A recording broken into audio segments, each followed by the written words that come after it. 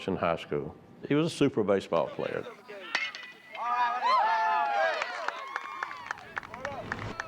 Brett Parker worked for a medical sales company, and we learned that he was a sports bookie. Brett's father's a bookie as well. If I wanted to place a bet in Columbia, South Carolina, would it be hard for me to find a bookie to take the bet? Probably not. Tammy Jo Parker was the breadwinner of the family. She was an excellent employee through a pharmaceutical company. We're going to do just a couple songs for you while you're finishing up eating. She was also a musician. I remember the first time I ever heard her sing, and I was amazed that she was so talented. She doted on her children. Want a piece of me? Yeah! 2 lovely children, a marriage that had lasted 16 years. On April the 13th, 2012, Brett Parker called 911 saying that his wife had been shot by an acquaintance, somebody that he identified as Brian Cappenhurst. And what is your emergency? Somebody shot my wife. What happened? Who shot your wife? A friend of mine, Brian. Brian actually worked for him, and that he had been forced to attempt to open his safe by Brian Cappenhurst in his home in an apparent robbery attempt. Is he still there? I shot him. I think I killed him. I think he killed my wife. I couldn't protect my wife. They're both dead. We have a law in place. You have a right to use deadly force if you think your life is in danger. We took Brett Parker's story at face value, and we began to investigate. Investigators are still trying to put together the pieces to this puzzle. I actually speak for the dead. I'm their last doctor that they see. I find out whether or not that story that I was told fits my autopsy findings. And did that story that you were told fit your autopsy findings? It did not. It just didn't make any sense to me. I've never seen a case with this type of cold-hearted premeditation. You had lots of money, high-stakes bookies and gambling. You had sex and you had murder. This was the O.J. Simpson case of Columbia.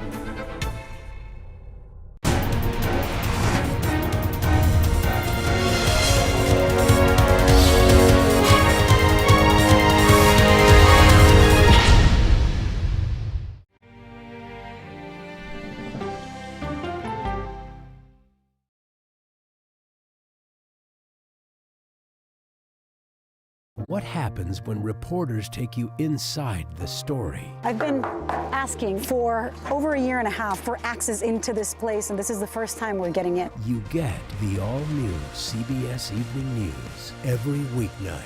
This is CBS.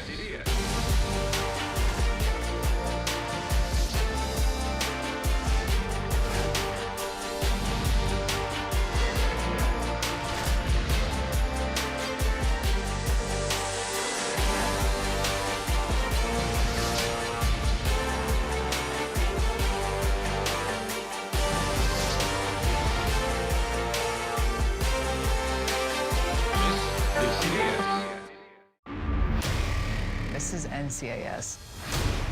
You put on that uniform, you agree to protect the person next to you, no matter what. Welcome to Australia.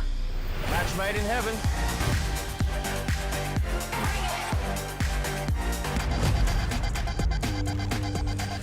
Watch out!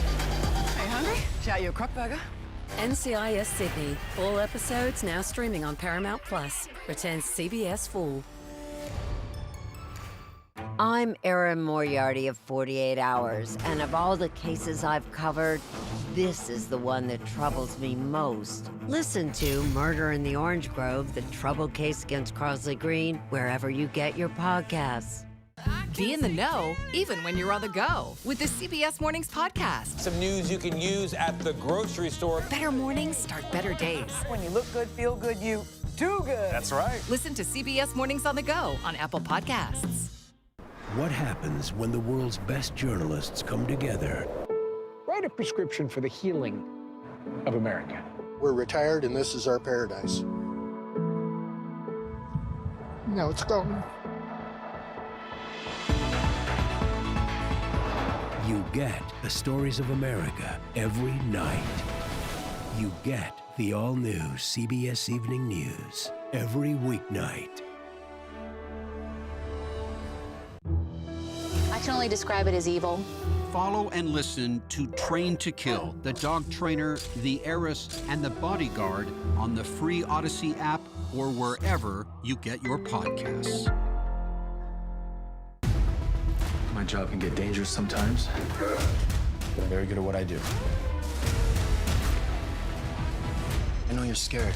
I'm here to help. They said you were the best. Your daughter hired me to bring you home. I made her promise I'll never stop looking. Thank you. Thank you. Thank you. Hear about the reward? Come in. Okay. Tracker, all episodes now streaming on Paramount Plus and returning CBS Fall. Let's go Gamecocks! Let's go Gamecocks! On any Saturday or Sunday during the season, you can wager almost all eyes here are on football. And without too much trouble, you can wager on any game you want because there is a barely secret, thriving world of illegal sports betting here.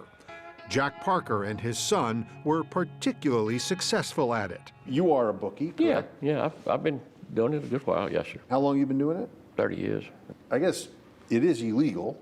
It's illegal in the state, yes, sir. Mm-hmm. So do you feel at all like a criminal? No, sir. Parker taught his son, Brett, the business, and the two were known as honest bookies who always paid up. Business was good, and the police largely left the town's bookies alone. It's not a serious crime where we dedicate a team of people to go out and investigate it. But the gentlemanly world of the local bookies suddenly had all of Sheriff Leon Lott's attention on April 13th, 2012. When Brett Parker's wife and his assistant were shot dead in Parker's quiet suburban house. Everybody watched this case from day one. Deputies tell us there's possibly multiple weapons involved. People were drawn to it. Folks in that community are very concerned. We don't really know if there is a gunman or a gun person out there right now. Brett and Tammy seemed closer to high society than the criminal underworld. They didn't really need the money from his bookie business. Brett sold medical supplies when he wasn't taking bets, and Tammy made a six-figure salary selling pharmaceuticals. Angela Reichard knew Tammy was ambitious as far back as high school, where Tammy was homecoming queen. She was very determined to succeed, and she did. She did exactly what she was driven to do, and she was no dumb blonde by no means. And when Tammy married Brett, Brett's mother, Linda, thought it was a great match. She and Brett got along real well. They seemed very happy together. She was very athletic. They liked the same things as far as sporting events and doing things together, so I think they were very compatible. Their two children, 5-year-old Zach and 13-year-old Brooke, also seemed happy, according to Tammy's friend, Angela Leon. She was always thinking about the kids. Brooke was very active in cheerleading. Zachary was a typical 4 or 5-year-old boy, full of energy. So I think overall, she was very happy with the way they were growing up. The family went on frequent vacations together. Just 1 week before the killings, Brett narrated home movies of a cruise he and Tammy went on with the kids. There's Tammy digging through her purse. First day of the cruise. Brett's mother, Linda, went along too. It was a wonderful experience. We had a great time. And I even mentioned to Jack when I got back, I said, you know, Brett and Tammy were just as happy as I've ever seen them. And they enjoyed themselves. 44-year-old Tammy Parker and 46-year-old Brian Kapnerhurst were found dead inside of... This case got even tougher to figure out when police learned the second person found dead in this house was a close family friend. Brian Kapnerhurst was also friends with Tammy's mother, Libby. I cut his hair for 20 years at my beauty salon. He was a very nice guy.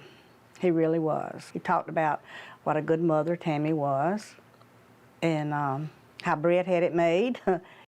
Brett and Tammy's daughter, Brooke, told us she saw Kapnerhurst in the Parkers' house all the time, taking bets over the phone. What about Brian Kapnerhurst? What was he like? Well, I thought he was sweet. He never seemed like mean or anything, and he was always nice to us. At first glance, there was no apparent reason for Brian to kill Tammy. Everybody seemed to like each other. Yet Parker, the last man standing, was telling investigator Stan Smith he heard Brian Kapnerhurst shoot his wife. And he heard shots from upstairs, a number of shots. And he ran upstairs and said that Kapnerhurst had a gun fixed on him and demanded that he go open the safe. Parker told police he had to kill his friend Kapnerhurst or be killed, and the chaotic crime scene seemed to support Parker's story. And the first body that you'd come across was that of Tammy Parker. And she was in an office area, and she looked like she'd tried to run. Kapnerhurst's body lay nearby in the attic. He'd been shot 4 times. Police immediately noticed what was in Kapnerhurst's hand. Our deputies reported that he had been clutching a weapon. When they got there, our 2 responding officers who checked the bodies actually took the weapon out of Brian Kapnerhurst's hand. It was a 9mm pistol, the same gun that killed Tammy Parker. But even with all the evidence that Kapnerhurst killed Tammy, police had to ask Brett Parker the obvious questions. We asked about, affairs or debt, and he indicated he was in a happy marriage, that there had been no infidelity. Police also discovered why Brian had come to the house that day. Parker owed him a lot of money. We learned that Brian had been very concerned about this meeting. He'd been trying to set it up for some time. He had been eager to get his money. He'd not been paid in months. How much money was owed to him? About $21,300 was actually $21,300. Right. Brett answered all the questions, and police released him that same evening. We took his story down at face value. He gave us a written statement to that effect. Well, there's no reason to doubt him. But there's a reason to check the veracity of his story. Brett Parker now had to tell his kids their mother was dead. He did it with the help of his parents. I remember when he told Brooke, and Zach was just 5 at the time. I had him on my lap, and he got up off my lap, and he went out and started kicking rocks. And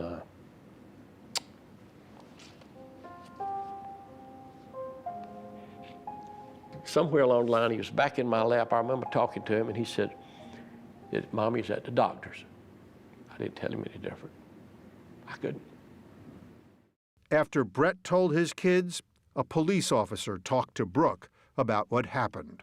And he said to Brooke, had he not shot Brian, Brian probably would have shot him. Now, that's the exact words he told Brooke.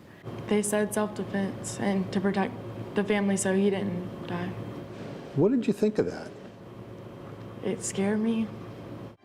It looked like this case would be closed soon, with compelling evidence showing it was Brian Kapnerhurst who shot Tammy and was then shot by Parker in self-defense.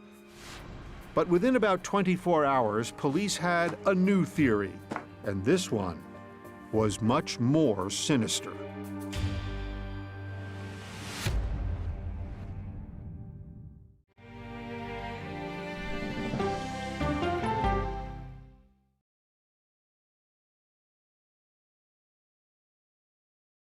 What happens when you get conversation over conflict? I think they've taught me to have grace and compassion. When we follow the human side of the headline. I'm not asking that we ignore disability, rather that we do not ignore ability. When news takes you where the story happens. We've just crossed into Lebanon. When the world's best journalists come together to cover your world, you get the all-new CBS Evening News every weeknight. It's the most popular F word in Washington, fraud. Is it true that the Social Security number of just about every single American is available for sale on the dark web? An eye-opening 60 Minutes report. That's chilling. It's time for 60 Minutes. Your life is still a mystery. When your gut tells you something fishy's going on, there's almost always a 4-day-old carp lying around somewhere. Finishing this is the only thing that's important to me.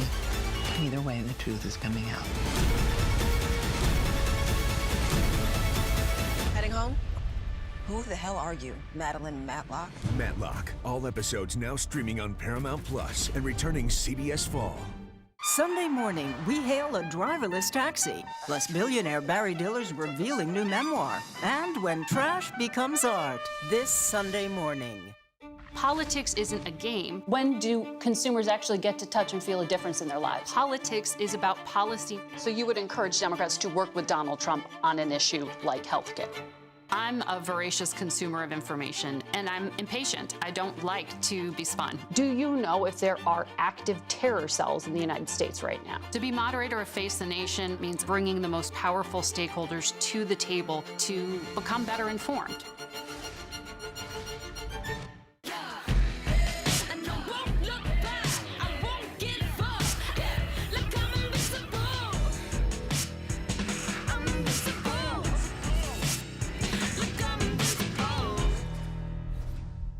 It was almost like being face to face with the devil. 48 Hours reports. I fought and fought. 911, what is your emergency? She disappeared off the face of the earth.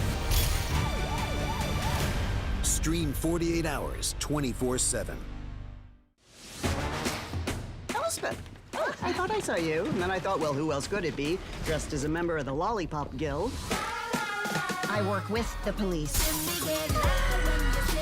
I like my outlandish theories with a heavy dose of evidence. Nice alibi, by the way. Can you be careful with that?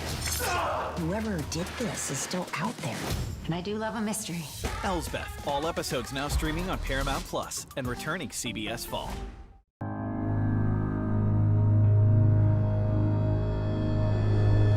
Calm down for me. I need to know what happened, okay? Who shot your wife?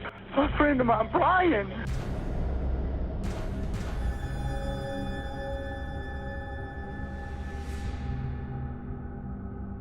I've said from the very beginning it was a robbery gone bad. Dave Fedor has been called a legend in Columbia, South Carolina. He's been a lawyer here for more than 50 years. And 10 days after the killings, he got a call from the Parkers asking for advice as police continued to investigate. He began looking into Brian Kapnerhurst. So let's talk about Mr. Kapnerhurst. What was his financial situation? Bad. He owed about $25,000. He was just working, not making much money. Kapnerhurst worked 3 jobs, but never seemed to make ends meet. It was a constant scramble to pay the bills. It was not good. He owed his father-in-law money. He was looking for a big payday. He was hoping payday would be that day, Friday the 13th. When he went to the Parkers hoping to get $21,000, he said Brett owed him from the bookie business. And before he went, he called Brett's father, Jack. He just said he was going, meeting Brett. I forgot what time, 12 o'clock, 1 o'clock, something like that. Did he seem mad at Brett? Not really. He was more, I think he was more mad at his wife than he was at anybody. For what? And he said his wife had run up the credit bill so bad that he couldn't borrow $10. He said he couldn't get anything. His credit card was maxed out. Fedor thinks Kapnerhurst believed the answer to all his problems lay inside Brett Parker's safe in the attic. The police investigation revealed that Kapnerhurst and his wife had been talking the previous few days about $80,000 to $100,000 being in the safe. And how much money was actually in that safe? A couple $100. Just a couple of $100, a fraction of the $21,000 Kapnerhurst thought he was owed. But he was going to put his foot down. He was tired of the excuses. He wanted the money that he was owed. People do snap, especially if they're in debt or if they're owed a lot of money. Brett told Brian to come over at 12:30 that Friday, and home security cameras show he was right on time. He was carrying a duffel bag that Brett told him to bring to carry the money. Watch how he flings that bag over his shoulder. It will become critically important. Brett told Fedor what happened next. Cappenhurst came in the side door, and Brett in the bathroom told him to go on upstairs. He'd seen him up in the office. A minute or two later, Brett hears gunshots. He comes out of the bathroom, goes upstairs. Cappenhurst is standing on the stairwell with a pistol. He orders Brett Parker upstairs back to the area where the safe is. Brett sees his wife lying on the floor, and the guy orders him to open the safe. Brett has on top of the safe, under a blanket, a pistol. Grabs the pistol, spins around, and shoots many times at Cappenhurst. Kills Cappenhurst. He runs out past him, checks his wife, and naturally he's hysterical. I completely understand that you are very upset.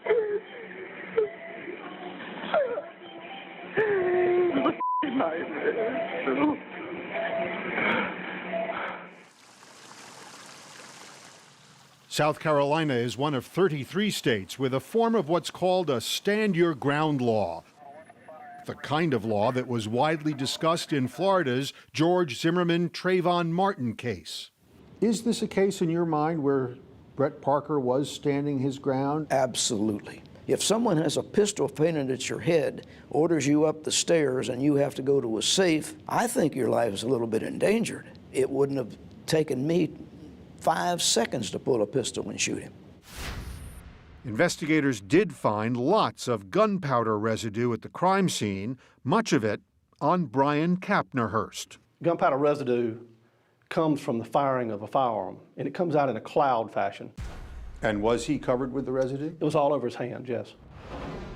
The gunpowder residue showed that Cappenhurst could have fired the 9mm pistol that killed Tammy. And Parker told investigators he gave that gun to Cappenhurst for his protection, just 1 month before the shootings. He told us when he gave him the gun, he gave him the box of shells and the empty magazine. I gave him the gun about a month ago. My fault, I guess. But this case was not going to be that simple.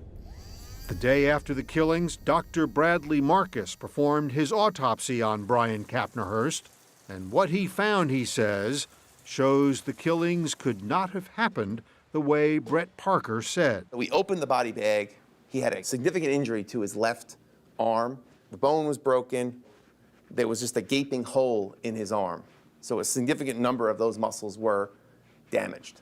That was the most important wound that Mr. Cappenhurst received. Why? He would not have been able to have a gun in his hand with that type of injury there. Marcus believes Cappenhurst would have dropped the gun as soon as he was shot in the arm. So suspicion started to turn towards Brett, the only person to walk out of that house alive. And now Jack Parker needed to be sure his son was not a killer. I took him in my bedroom with my wife, and I drilled him like a drill sergeant. I got in his face. I pounded him on his chest. I said, God damn it, if you did this, you fess up to it. Don't put us through a trial. Don't put me, your mother, your kids through a trial. And he said, Dad, I promise you, his tears coming out. He said, I did not do this. Was there any scintilla of doubt in your mind when he looked you in the eye and said, Dad, I did not do this, that he was telling you the truth? No, sir. But to police, Brian Cappenhurst was starting to look more like a victim than a killer. And this was now a different kind of case entirely. By that time, some red flags had begun to arise, and I had some serious doubts about Brett Parker's story. And I remember making a commitment to Tammy Jo Parker then that I would do her justice and get to the bottom of this and determine what the truth was.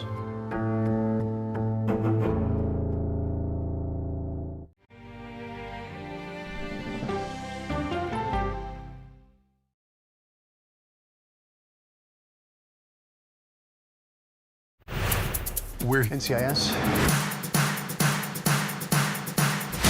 Do you guys want to see me do the cha-cha slide? Can we get to the body, please? Right. Oh, what's got you so punchy lately? Not punchy, passionate. Is this a dread team or what? We're NCIS. NCIS, all episodes now streaming on Paramount Plus and returning CBS Fall. No matter how you start your day, one thing is clear. Actually, two things. Pretty sure it's three. Guys, whether it's news, money, health, or wellness, sports, movies, or even inspiration. Clearly, CBS Mornings is the place to be. That's like 7 things. Okay, clearly, I'm bad at math, always been. Clearly, CBS Mornings, weekdays at 7 on CBS. We can start whenever you're ready. Ready? Yeah. No, stop! Wrong pedal, wrong other pedal! Oh! He's in a wheelchair! What do you want? Come on, stop the car! That's a kid!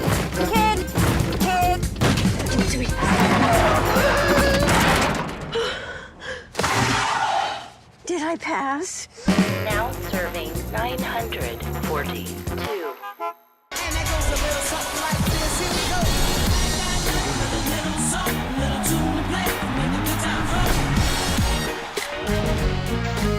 Go to the ends of the earth. We'll hit the heights. A great adventure together. And reach for the stars. Star power. I like it. So cool. But wait, there's more. Experience thought-provoking, Something that's undeniable. With mindfulness, innovative, magical, It's like being a child. and truly original reporting. God, you do your research. I tell a good story. Because there's always something new under the sun on CBS Sunday morning. Hi, CBS. I'm Tom Ellis. I can't wait for you to see my new show, CIA, coming CBS Fall. What happens when the world's best journalists come together? Write a prescription for the healing of America. You get the stories of America every weeknight. You get the all-new CBS Evening News. When everything's on the line, real heroes rise to the occasion. Or die trying. We're firefighters. We're gonna find a way to get you out of here. We take the hits together. We're on the same team. I'm right here with you, no matter what. I would never leave you hanging in the deep end. This place is a way of giving you new family. Fire Country. All episodes now streaming on Paramount Plus and returning CBS Fall.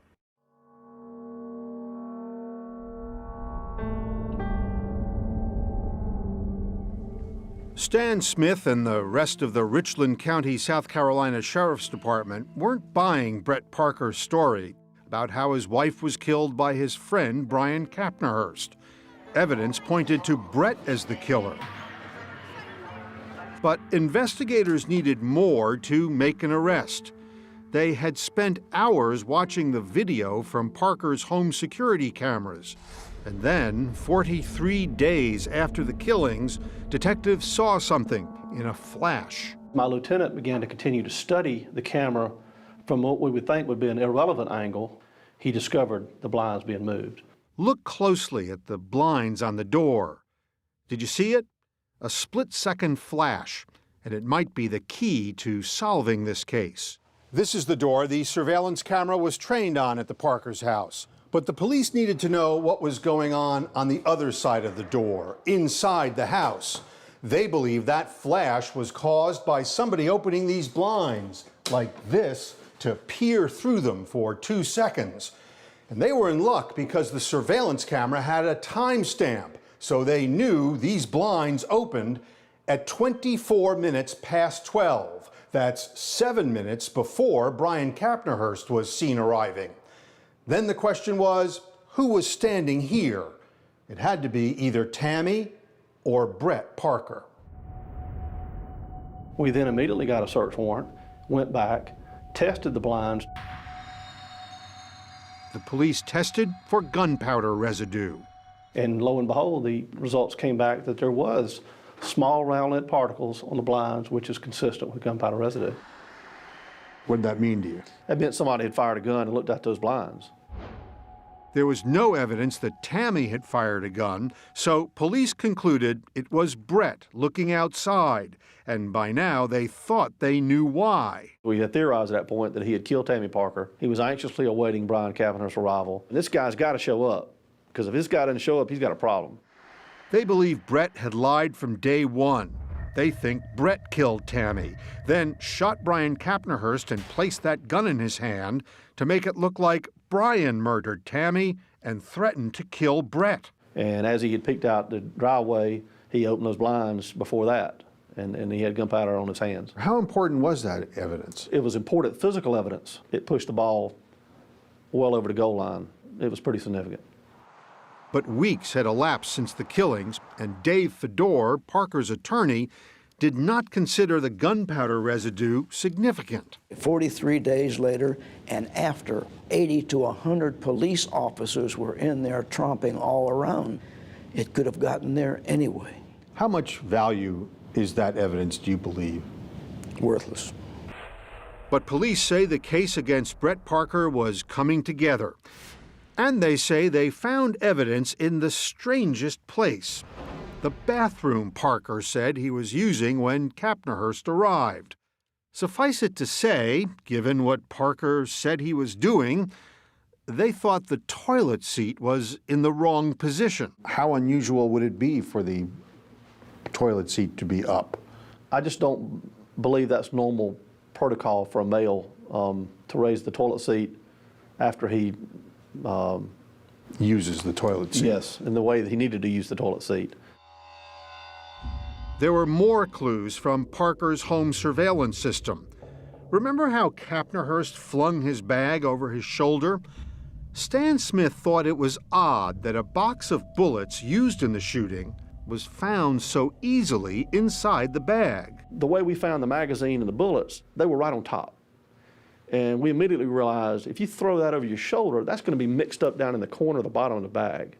They were on top as if they'd been placed there. You examined that box of ammunition.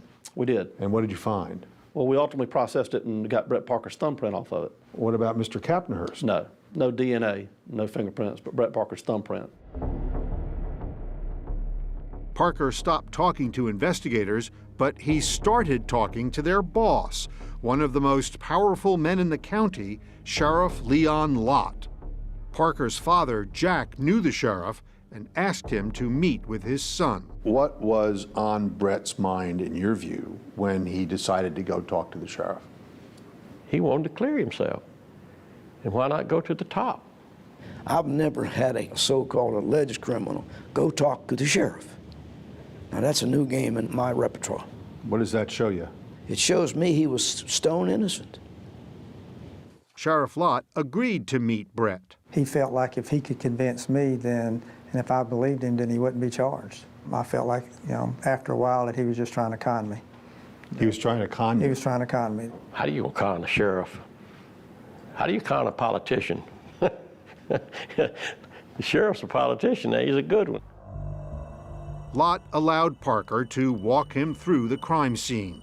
He wanted to do a walkthrough to show me his house and how it had happened. And then we went back downstairs and we sat at his kitchen table. I looked at him in the eyes and said, basically, I don't believe you. That your evidence does not match your story. So the next morning, we went and got the warrants for his arrest. And that's when I called him and told him to turn himself in. Brett Parker is accused of killing his own wife, Tammy Parker, along with Brian Kapnerhurst. On July 20th, 2012, 97 days after the killings, Brett Parker surrendered to face 2 murder charges. Brooke and Zach. But before he did, he recorded this video on his cell phone, asking his 13-year-old daughter and his 5-year-old son for their support. I did not kill Tammy. They keep on, they're pushing me and pushing me and pushing me until I break. What they're doing is not right. I hope that you can stand up for me. From day one, he has insisted to Brooke he is innocent. What did he say to you? He just told me he didn't do it and he would never lay a hand on her. And I believed him, and I still do. Brooke has evidence she believes can help prove her father innocent. But here's the question: will anyone believe her?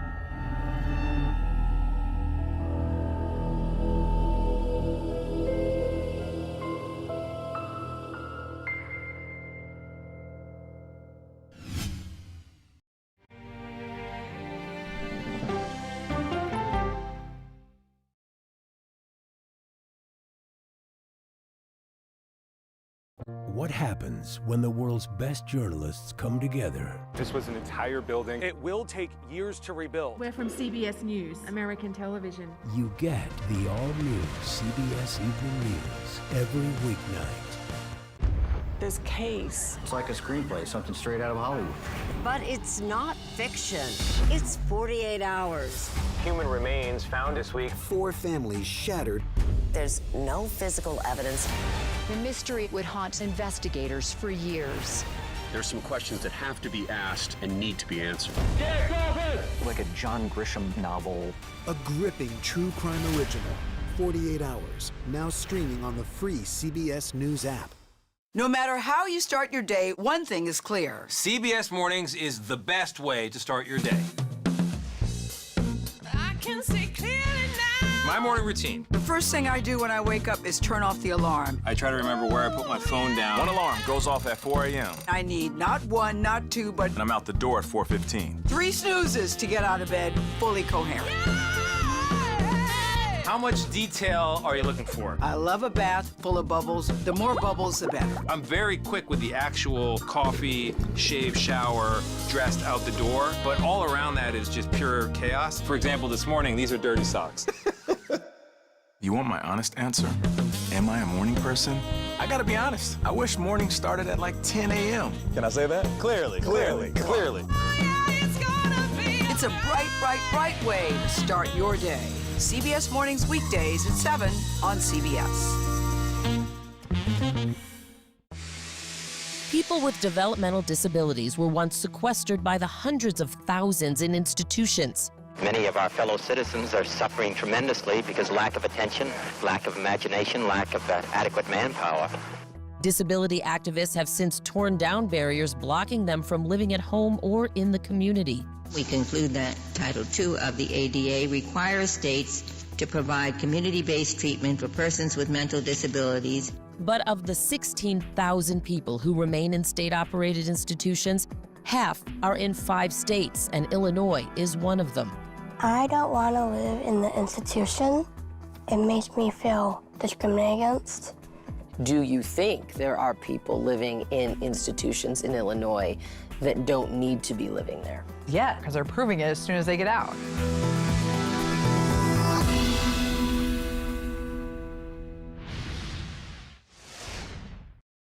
What happens when we follow the human side of the headline? I was in tears. Life is a little bit different now. It's gonna take a while to get used to.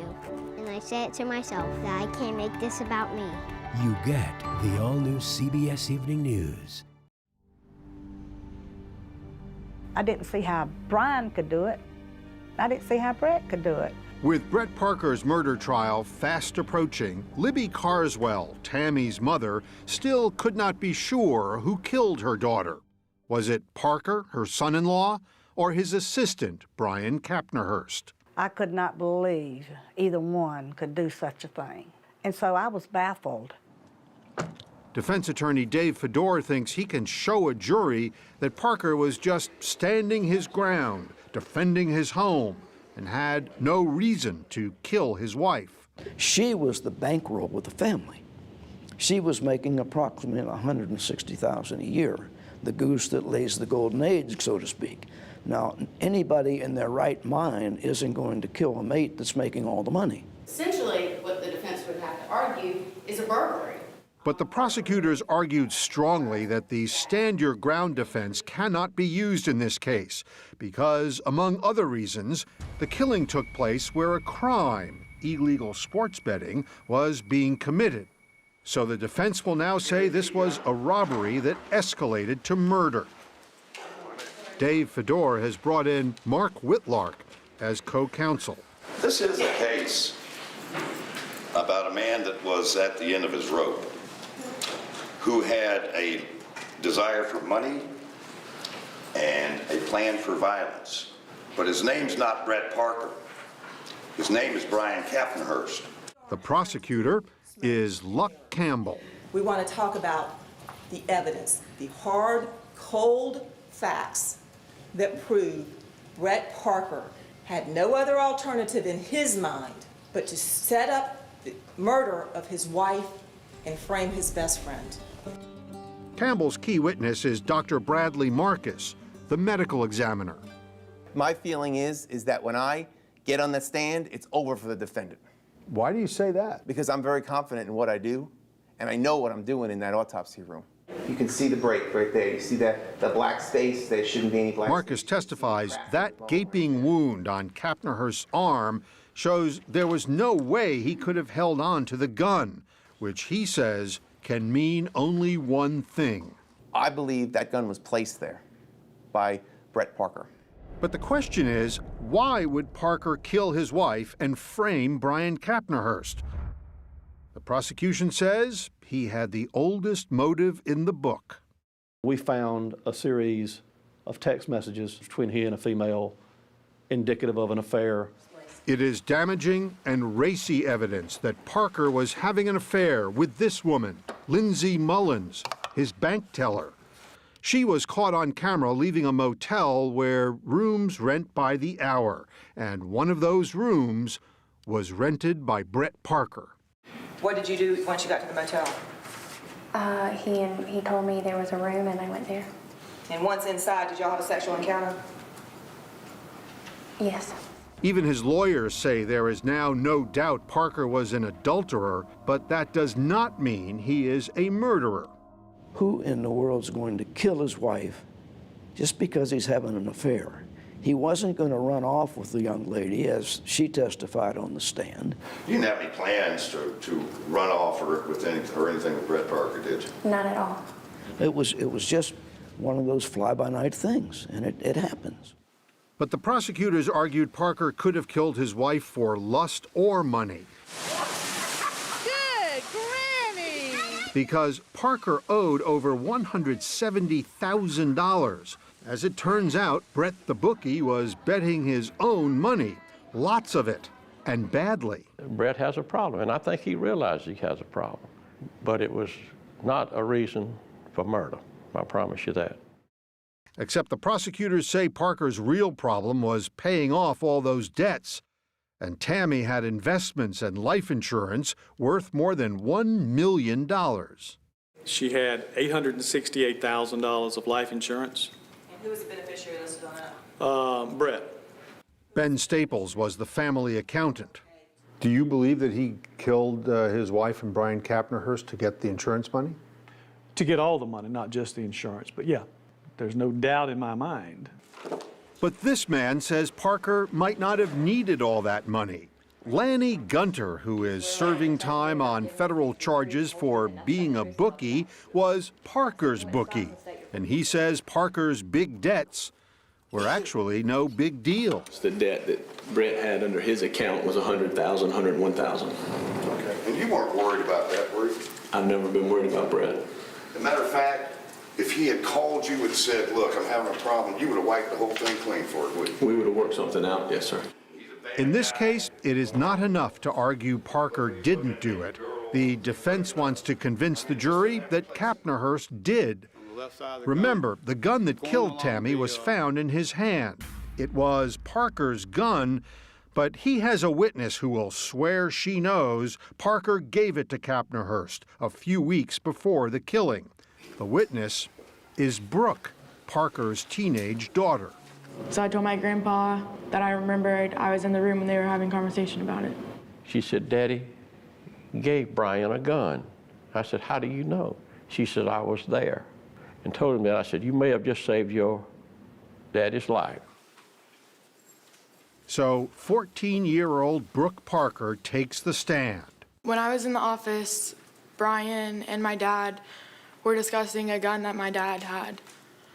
And they were just talking about how they thought it was good for him to have safety at his house and to protect Brian's family. So.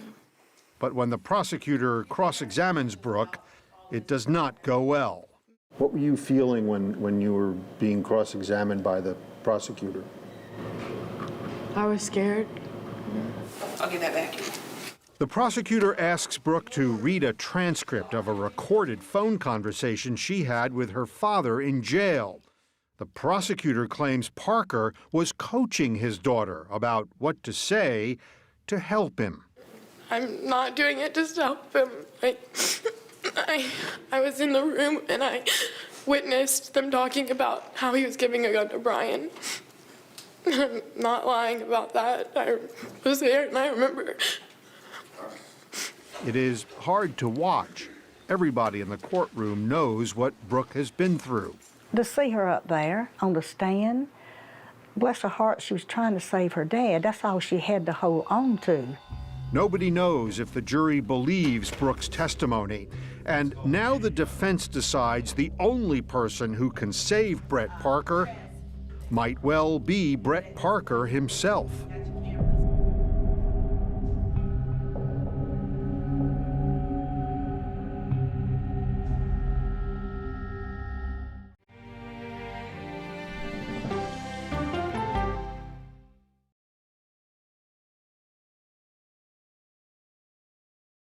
CBS Mornings is clearly fun. Money saving. Dollar Jill's here to tell us what it means for you. Clearly delish. So what's on the menu today? Clearly, CBS Mornings weekdays at 7 on CBS. What happens when the world's best journalists come together? Write a prescription for the healing of America. We're retired and this is our paradise. Now it's gone. You get the stories of America every night. You get the all-new CBS Evening News every weeknight. This is CBS.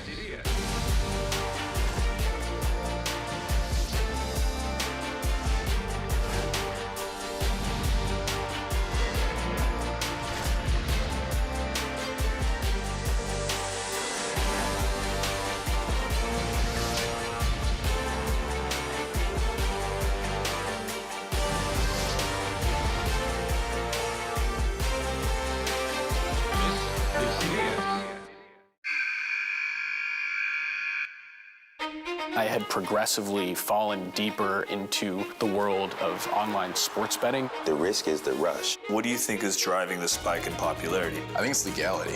If it's legal, I'm going to use it. There are ways to bet when you are 18. We've created an epidemic of child gambling. You can't walk into a male dormitory in a college campus without sports betting happening. It's America's most neglected problem. I used sports betting as a way to escape, when in reality, I'm choosing self-destruction. Whatever I had left, it was gone. The purpose of the industry is to get you to play to extinction. And that means until all your money is gone.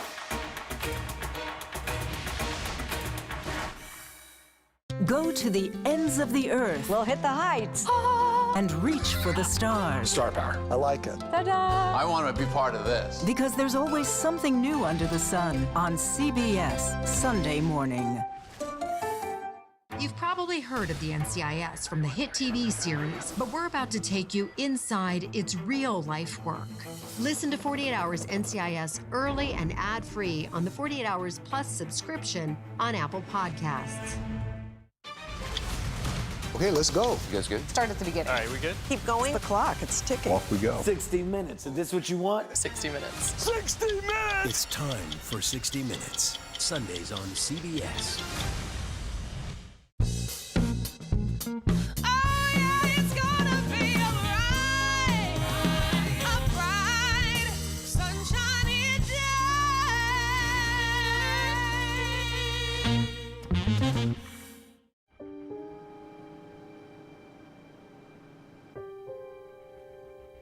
Today, Brett Parker, the bookie, is making the biggest bet of his life, gambling a jury will believe him when he testifies in his own murder trial.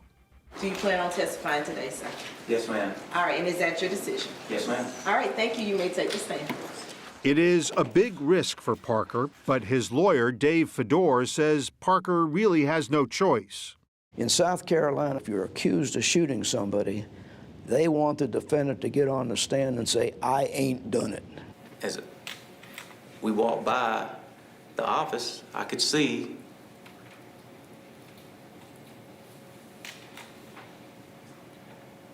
Tammy's feet sticking out of the bathroom. And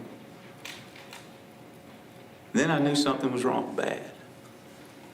that he had probably shot her.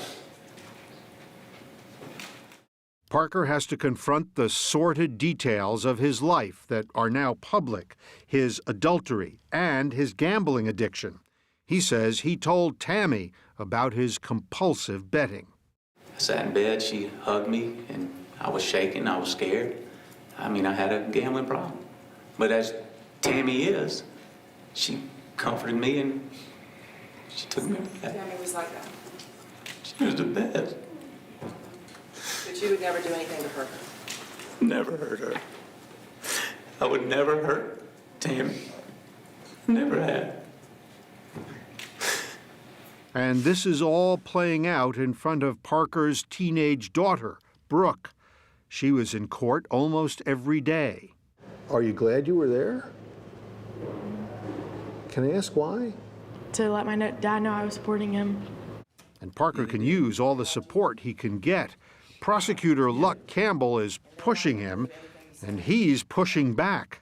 You just testified to this jury twice in your examination. You saw your wife get murdered. I did not say that. I said I saw my wife dead.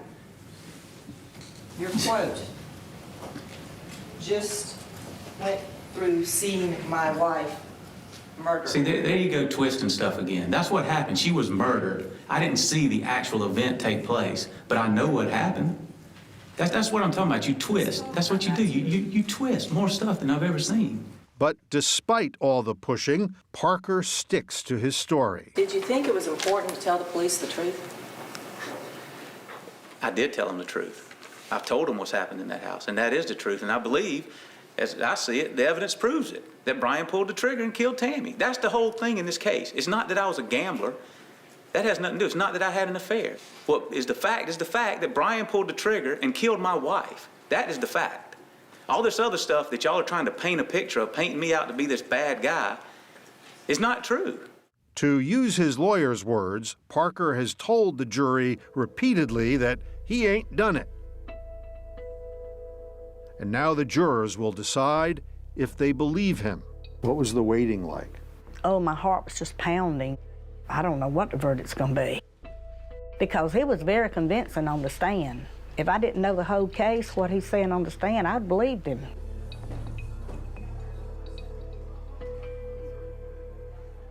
After almost 3 weeks of trial, the jury has its verdict in just over 2.5 hours. As to the charge of the murder of Tammy Parker, we, the jury, unanimously find the defendant guilty. Brett Parker is found guilty of killing both his wife Tammy and his friend Brian Kapnerhurst. His daughter Brooke was there watching when her father was legally branded her mother's murderer. What did you feel and what did you do when you heard the verdict? Started crying. Because what did you think? I mean, I knew he didn't do it, so. Parker may be innocent in his daughter's eyes. You'll be sentenced to the State Department of Corrections for a determinate sentence of life. But the judge sentences him to 2 consecutive life sentences, no parole. I looked at him with sadness. How could you kill the mother of your children? If you loved my daughter, you wouldn't have killed her. You could have walked away. What happened to you that day? Yeah, that's neat. Thank y'all. Brooke and her younger brother Zach Oh my gosh. have lost their mother to murder and their father to prison. For now, they are living with Parker's parents, Linda and Jack. What is it now that makes you weep still? Kids. It's tough. Valentine's Day this past year, Zach came home. He brought me a Valentine's card, and he brought one to his mother. And on his mother's card, he said, I lost a tooth. And he wanted us to send that card up with balloons to his mother. That's tough. That's hard. They didn't deserve this.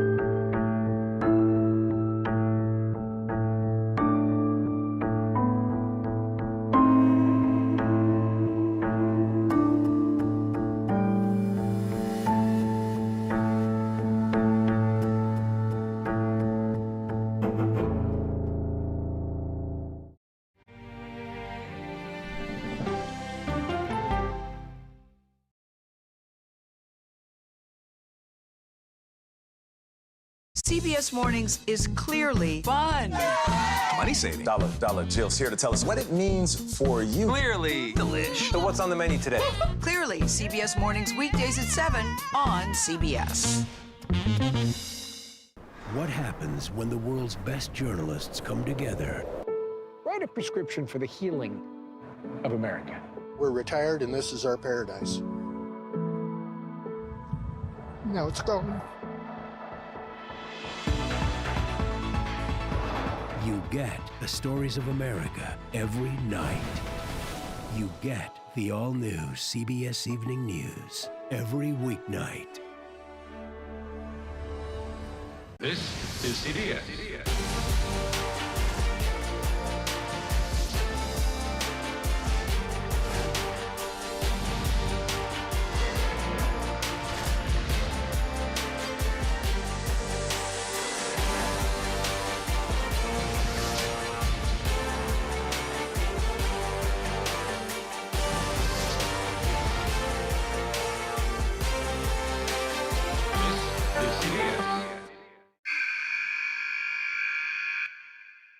I had progressively fallen deeper into the world of online sports betting. The risk is the rush. What do you think is driving the spike in popularity? I think it's legality. If it's legal, I'm gonna use it. There are ways to bet when you are 18. We've created an epidemic of child gambling. You can't walk into a male dormitory in a college campus without sports betting happening. It's America's most neglected problem. I used sports betting as a way to escape, when in reality, I'm choosing self-destruction. Whatever I had left, it was gone. The purpose of the industry is to get you to play to extinction. And that means until all your money is gone.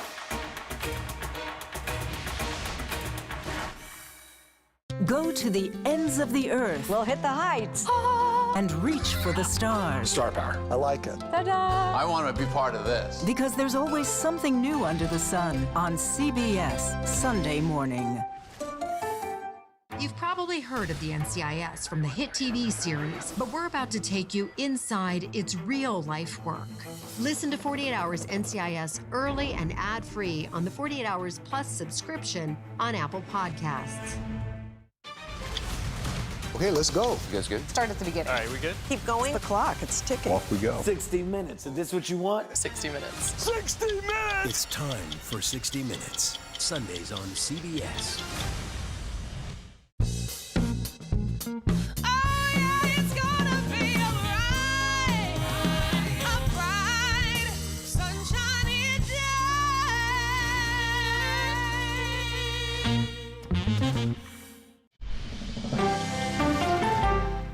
I'm John Dickerson. I'm Maurice Dubois. Part of the all-new CBS Evening News. Have you heard? We're on the move. Join CBS Mornings in our new studio. Same time, same place, brand new studio. CBS Mornings.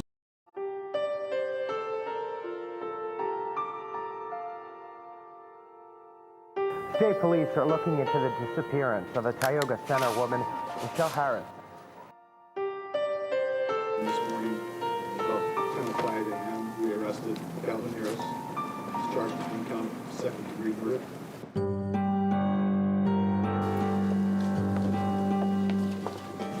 As I have stated before from day one, I did not have any involvement in Michelle's disappearance. I would never hurt the mother of my children. Cal Harris calls it a press conference. I just call it desperation. He's got to try something new. What he's been doing isn't working. For the past 13 years, my children and I have endured under extremely difficult circumstances. We need to know what really happened to our mother. We know our dad had nothing to do with her disappearance. We also know there are people out there with information who can help us get answers. It's been 13 years almost of hell. We had the first trial. He was found guilty. The conviction was thrown out. Finally had a second trial. He was found guilty again, and the conviction was overturned. I'm Greg Taylor. I'm Michelle Harris's brother. 24 people totally agreed that he was guilty. You cannot get two people to agree on what color your hair is. We do another trial and another one. I mean, when's it going to stop? If I was one of the 24 jurors from before, I would be so pissed. Over the past 9 years, Cal Harris has gone on trial for the murder of his wife 4 times. He was convicted twice, even though Michelle's body has never been found. Both convictions were overturned. A third jury couldn't decide. So now it's number 4. Will this be the final trial for Cal Harris? Are there misconceptions that people have about you? Oh, yeah, absolutely. That I'm this cold, calculating killer. I'm greedy. You know, this is all about money. People out there are only getting one side of the story. What has that been like for the last 13 years? It's been horrible. It's horrible. It's been a nightmare. I've been ripped away from my kids 3 times now. 3 times now. I've had to sit in a jail cell or a prison cell and wait for a judge or judges to overturn this thing. I feel like I'm being kidnapped in broad daylight, and no one can do anything about it. He has the financial means to hire law firms to find some technicality. If it was anybody else, we wouldn't be going through this again. I'm being put in a position that no one should be put in, and that is I'm having to try to solve this case to save myself so I can be with my children. I have to ask you this question. Everyone wants to see you answer it. Did you have anything to do with the disappearance of your wife? Absolutely not. Did you kill Not her? even close.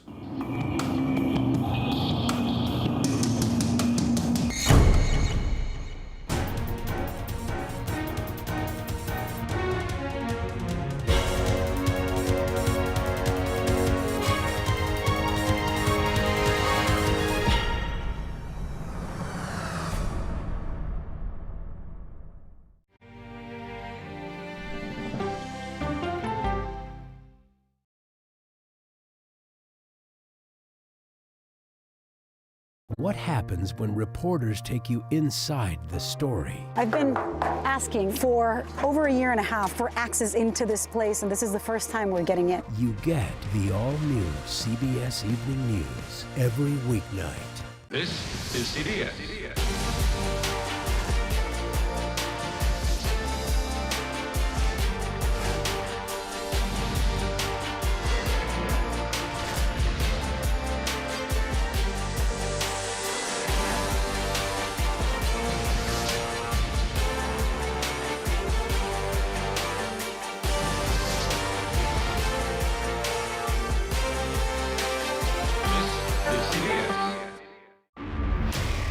This is NCIS. You put on that uniform, you agree to protect the person next to you, no matter what. Welcome to Australia. Match made in heaven.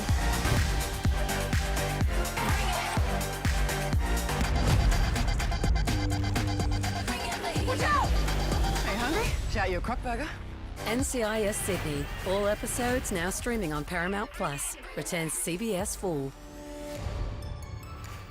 I'm Erin Moriarty of 48 Hours, and of all the cases I've covered, this is the one that troubles me most. Listen to Murder in the Orange Grove, the troubled case against Crosley Green, wherever you get your podcasts.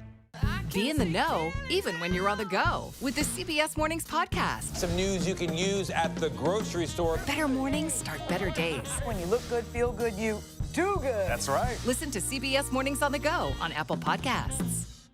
What happens when the world's best journalists come together? Write a prescription for the healing of America. We're retired and this is our paradise. Now it's gone. You get the stories of America every night. You get the all-new CBS Evening News every weeknight. I can only describe it as evil. Follow and listen to Train to Kill, The Dog Trainer, The Heiress, and The Bodyguard on the free Odyssey app or wherever you get your podcasts. My job can get dangerous sometimes, but I'm very good at what I do. I know you're scared. I'm here to help. They said you were the best. Your daughter hired me to bring you home. I made her promise I would never stop looking. Thank you. Thank you. Thank you. Hear about the reward? Come in. Okay. Tracker, all episodes now streaming on Paramount Plus and returning CBS Fall.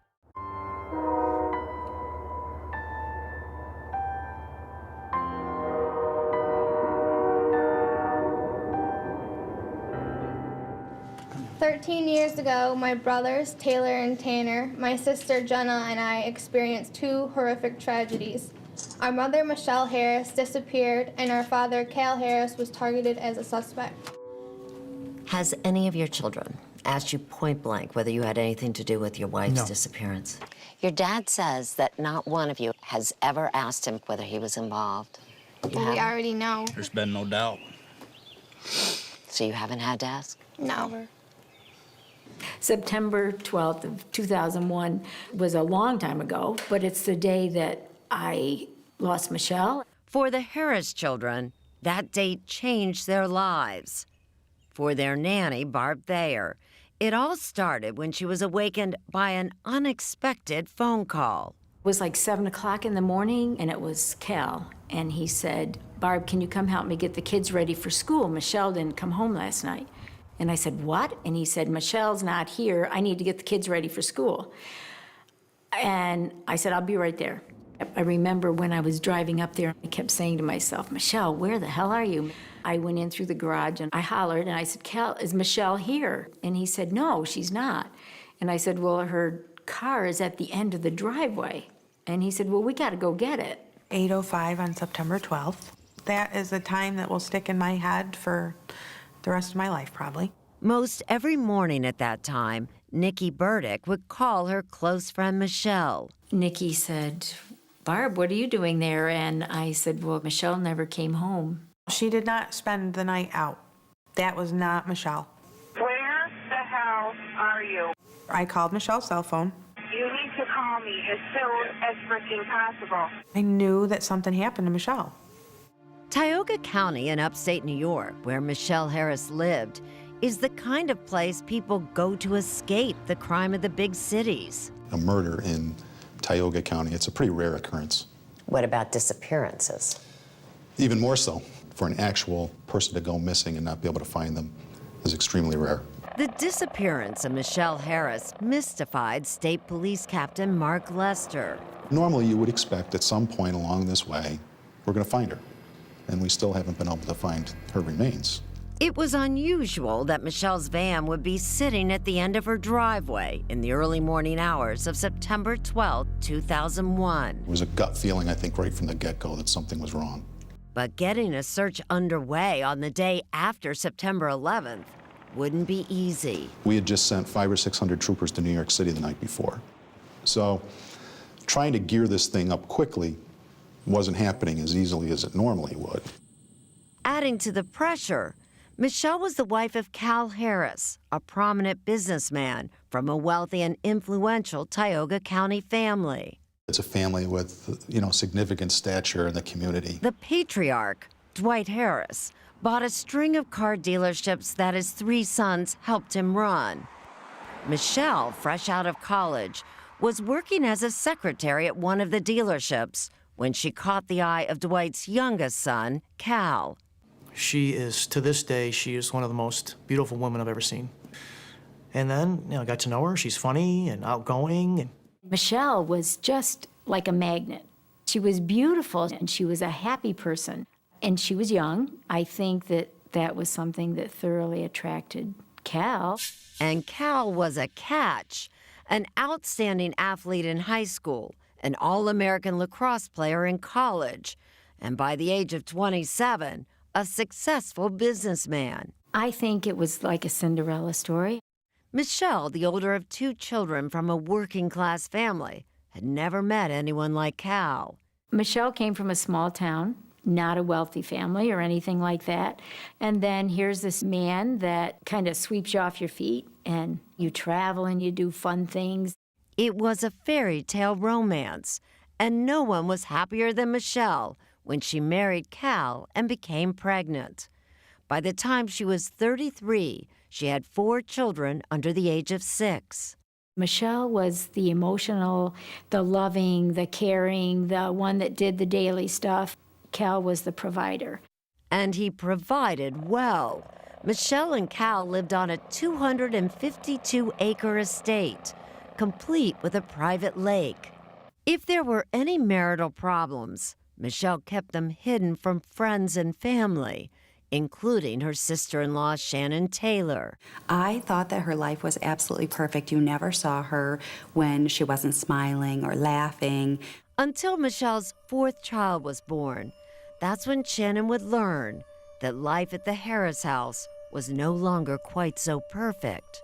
I had no idea. I remember saying that to her. Oh my gosh, I had no idea. Michelle began talking about Cal's temper and his controlling behavior. Everything just had to be absolutely perfect. And if it wasn't, what would happen? He'd scream, he'd yell. Cal had told her that she was born in Tioga Center, raised in Tioga Center, and she'd die in Tioga Center. Like, you're a small town, you're beneath me. And then Michelle discovered Cal was having an affair. She was devastated. How does Cal Harris respond? He would only speak with us prior to trial if we would agree to certain restrictions.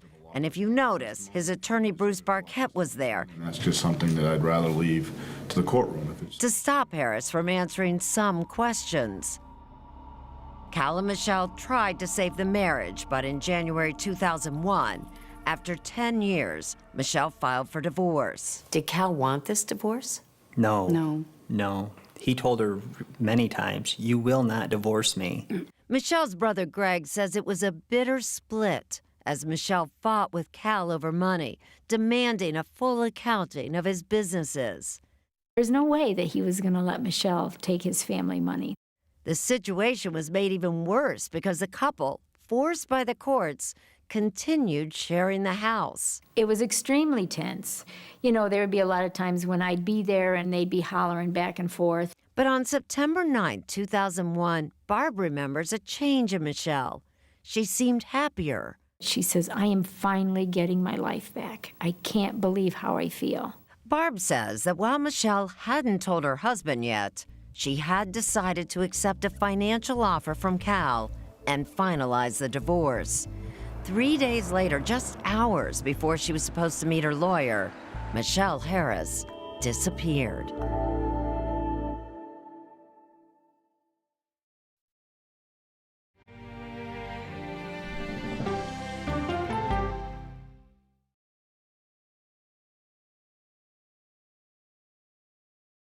What happens when you get conversation over conflict? I think they've taught me to have grace and compassion. When we follow the human side of the headline. I'm not asking that we ignore disability, rather that we do not ignore ability. When news takes you where the story happens. We've just crossed into Lebanon. When the world's best journalists come together to cover your world, you get the all-new CBS Evening News every weeknight. It's the most popular F word in Washington, fraud. Is it true that the Social Security number of just about every single American is available for sale on the dark web? An eye-opening 60 Minutes report.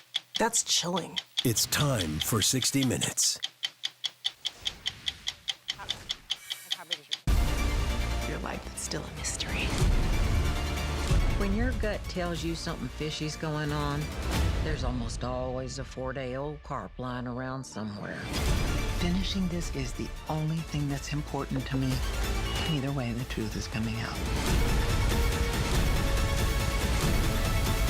Heading home? Who the hell are you, Madeline Matlock? Matlock. All episodes now streaming on Paramount Plus and returning CBS Fall. Sunday morning, we hail a driverless taxi, plus billionaire Barry Diller's revealing new memoir, and when trash becomes art, this Sunday morning. Politics isn't a game. When do consumers actually get to touch and feel a difference in their lives? Politics is about policy. So you would encourage Democrats to work with Donald Trump on an issue like healthcare? I'm a voracious consumer of information, and I'm impatient. I don't like to be spun. Do you know if there are active terror cells in the United States right now? To be moderator of Face the Nation means bringing the most powerful stakeholders to the table to become better informed.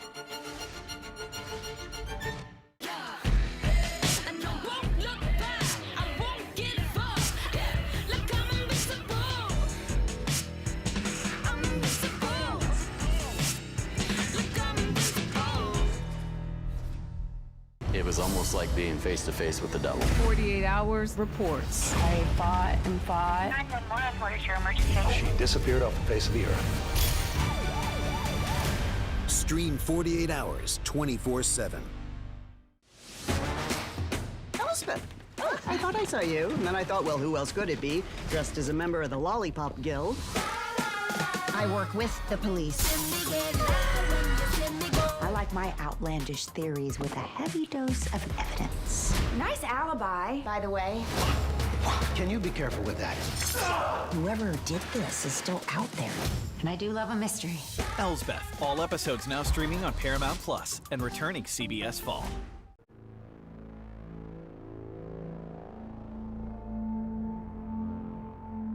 Tioga Center woman Michelle Harris was last seen leaving work Tuesday night at 9:30 in Waverly. Harris is described as a white female, 5'2", with thin build, blonde hair and brown eyes. I've never seen the number of twists and turns that have been generated by this case. New York State Police senior investigator Sue Mulvey, now retired, became involved in the Harris case after receiving a phone call on September 12, 2001. Michelle Harris's divorce attorney had come forward and said that she was missing, that she hadn't returned home, which was way out of character for her, and he was sure something really bad had happened.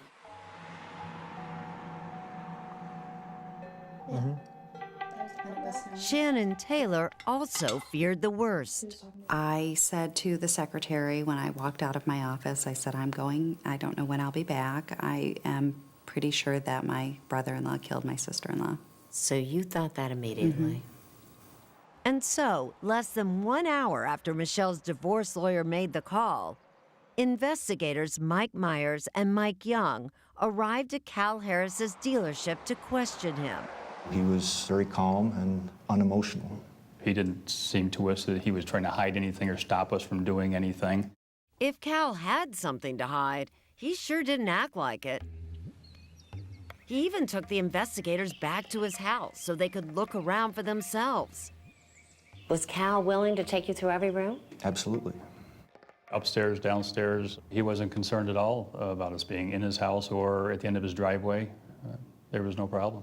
They didn't see anything that alarmed them.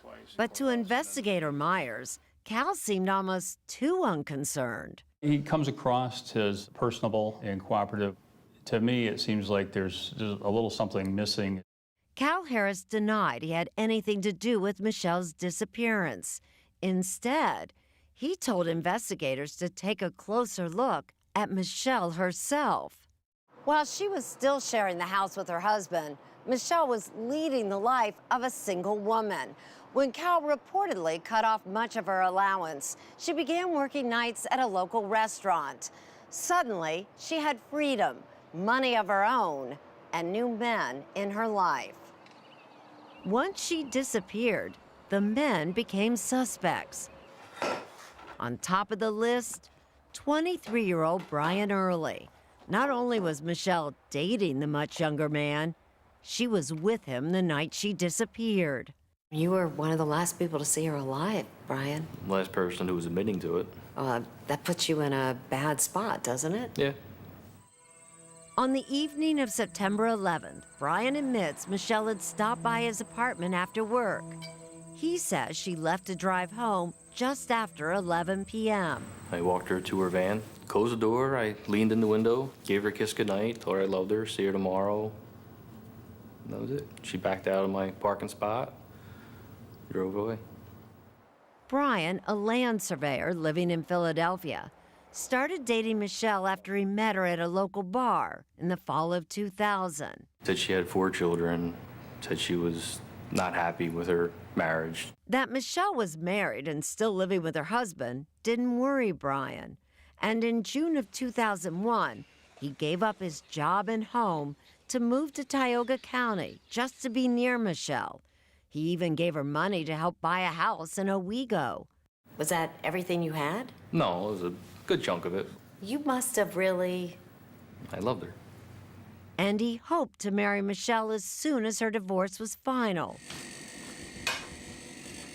But Barbara Thayer says Michelle didn't see the relationship in quite the same way. Michelle was certainly not going to go from what she was just going through and turn right around and get married.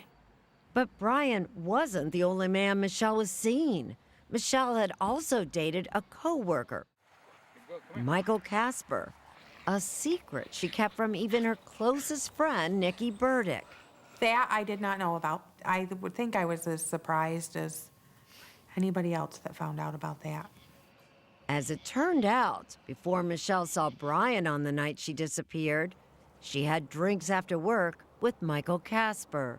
Did he have an alibi for that night? No, he did not. Drinking with Michelle and Casper was another co-worker, Michael Hakes. A routine look into his background took investigators by surprise. I think when we saw what Hakes' background looked like, that got our antennas up. Hakes is an ex-convict with a serious record. He had a rape conviction in Arizona and had served 10 years in prison. And there was another man, Stacy Stewart, who recently moved to town and frequented lefties. I think maybe she gave him a ride one night, or I don't even know. You think if she were worried about somebody, she'd tell you? Oh yeah, she told us that she was worried about Cal Harris. That's the one person she ever mentioned or talked about being afraid of was Cal. New York State Police forensic specialist Steve Anderson was sent to the Harris home to take a closer look. It is because of what he found there that the investigation zeroed in on Cal. It was quite obvious to me that we had blood spatter in the house. Anderson says he found tiny specks of blood on a kitchen doorway that investigators who had been in the home just 2 days earlier didn't see. They obviously missed it, and apparently Cal Harris missed it too. That clinched it for investigators. They were now convinced they had found a crime scene.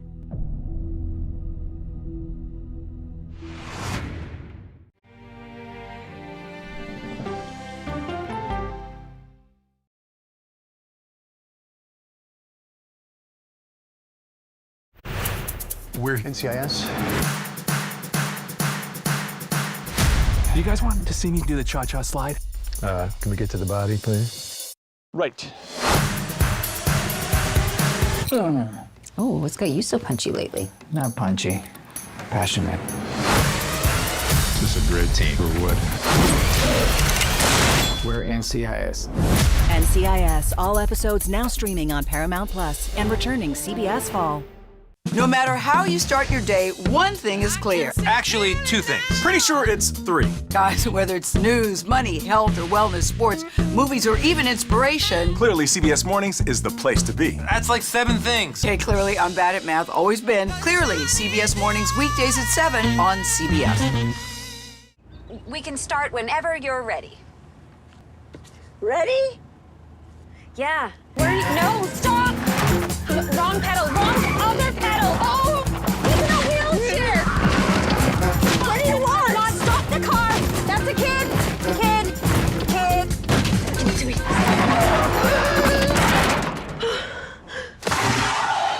Did I pass? Now serving 942.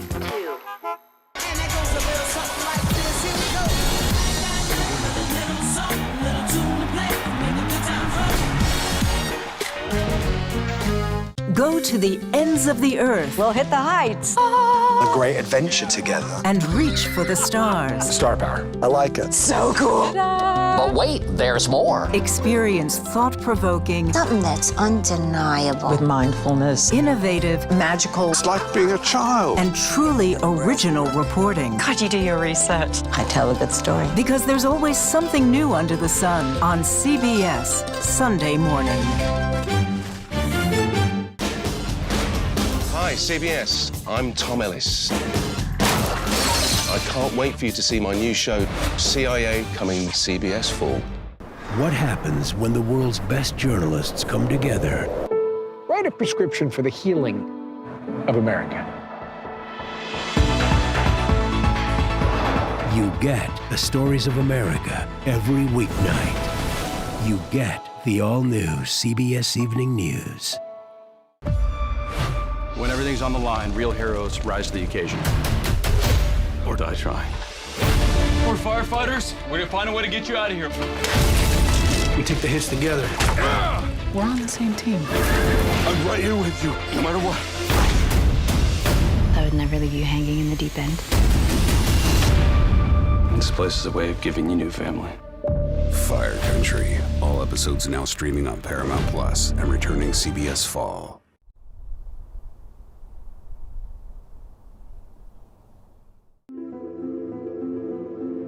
We want the person responsible for her not being here to be held accountable.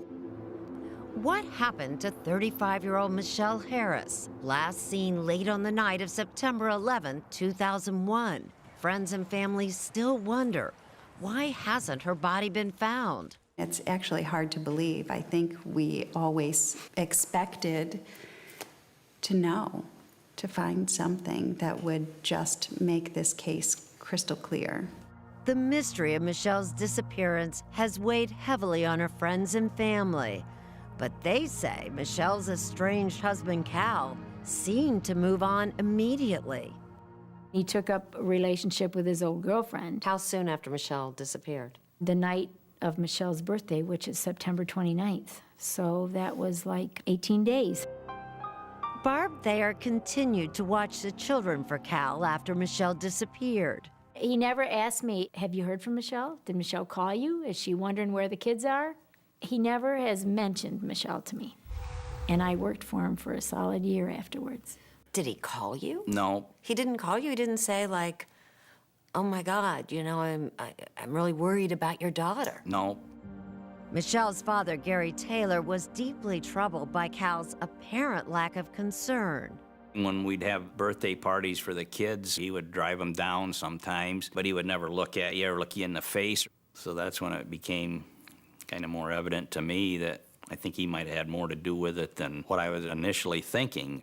You knew something had happened to Michelle, but who did you think was responsible for her disappearance? Her husband? There was never a question. Never. Ever a question. Investigators also believe that Harris killed his wife, but there simply wasn't much of a case. Without a body or a murder weapon, there was no cause of death. In fact, there wasn't even proof that Michelle was dead at all. What investigators did have were those small drops of blood in the kitchen and garage. And then there was Cal Harris himself, what he did after his wife disappeared and what he didn't do. He never made a phone call that morning to find out where she was.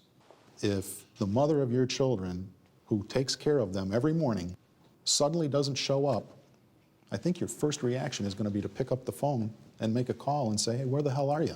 If he got up in the morning and she wasn't there, he'd be flipping his gourd.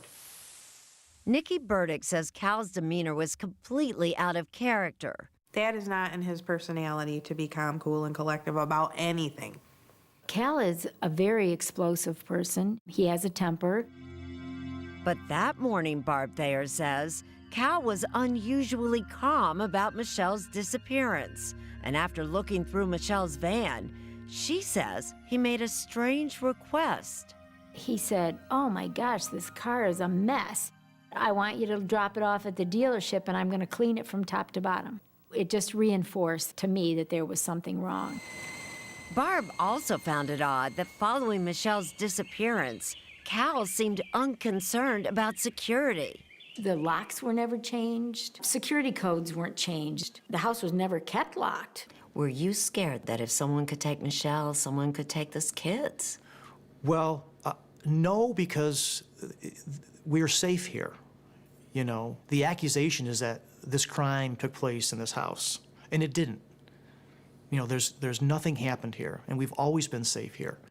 And so, again, we were restricted from delving into issues likely to come up at trial, like the strange story Michelle told her brother and sister-in-law. So she said it kind of in a laughing way. A few months before she disappeared, Michelle said that Cal had threatened her. Oh, I got the perfect place to put your body. They'll never find you. You didn't think Cal was kidding or just saying that off the top of his head? That's not something you say unless in the back of your mind you think that, you know, I might just do this. But Cal's friends, Kevin O'Hara and his wife Tracy, see his behavior in a different light. It's interesting that people who haven't gone through a certain situation are very, very quick to say that someone else should have reacted or acted in a certain fashion. To me, the way he acted was Cal. The local state police, convinced that Cal had buried Michelle's body, focused the search in and around the Harris property. They used helicopters in the air, dogs on the ground. They were here. They were all over the property. Did they ever find any sign that either any of Michelle's property or her body anywhere? None. The search went on for a year, then 2. After 4 years and no sign of Michelle, investigators felt it was now or never. The case wasn't getting any better. There were really no new significant leads or evidence coming in, but win, lose, or draw, this case had to go to trial. So on September 30th, 2005, 4 years after Michelle disappeared, Cal Harris was arrested and charged with her murder. That's a shocker. They came busting down the door in my office, 3 of them. Handcuffed my hands, handcuffed my feet, and walked me out in front of my employees and my customers. You know, I wasn't going anywhere. And a legal battle spanning a decade began.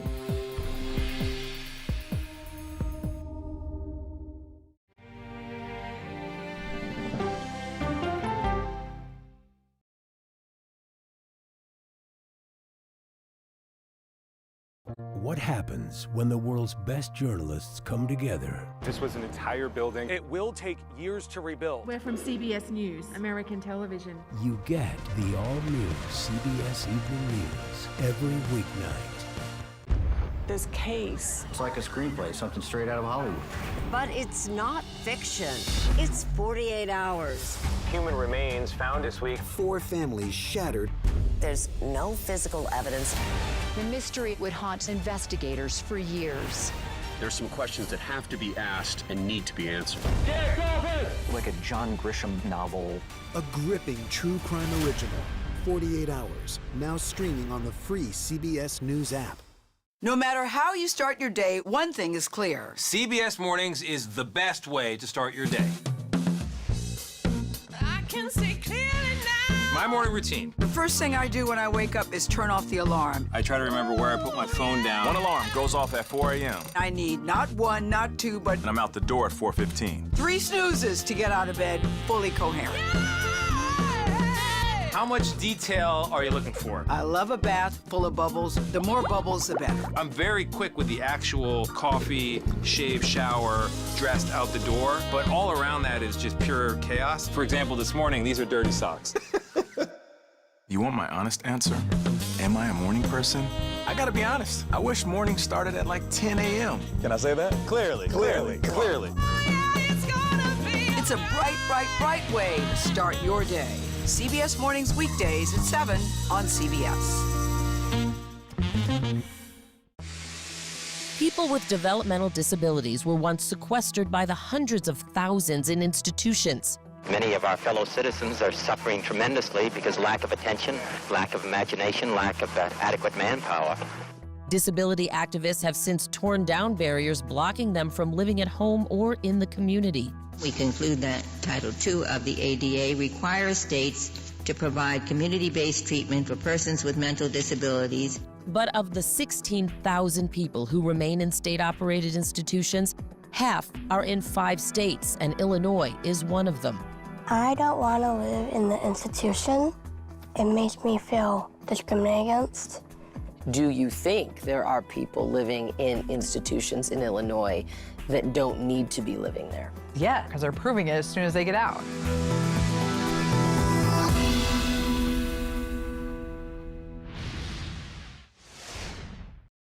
What happens when we follow the human side of the headline? I was in tears. Life is a little bit different now. It's going to take a while to get used to.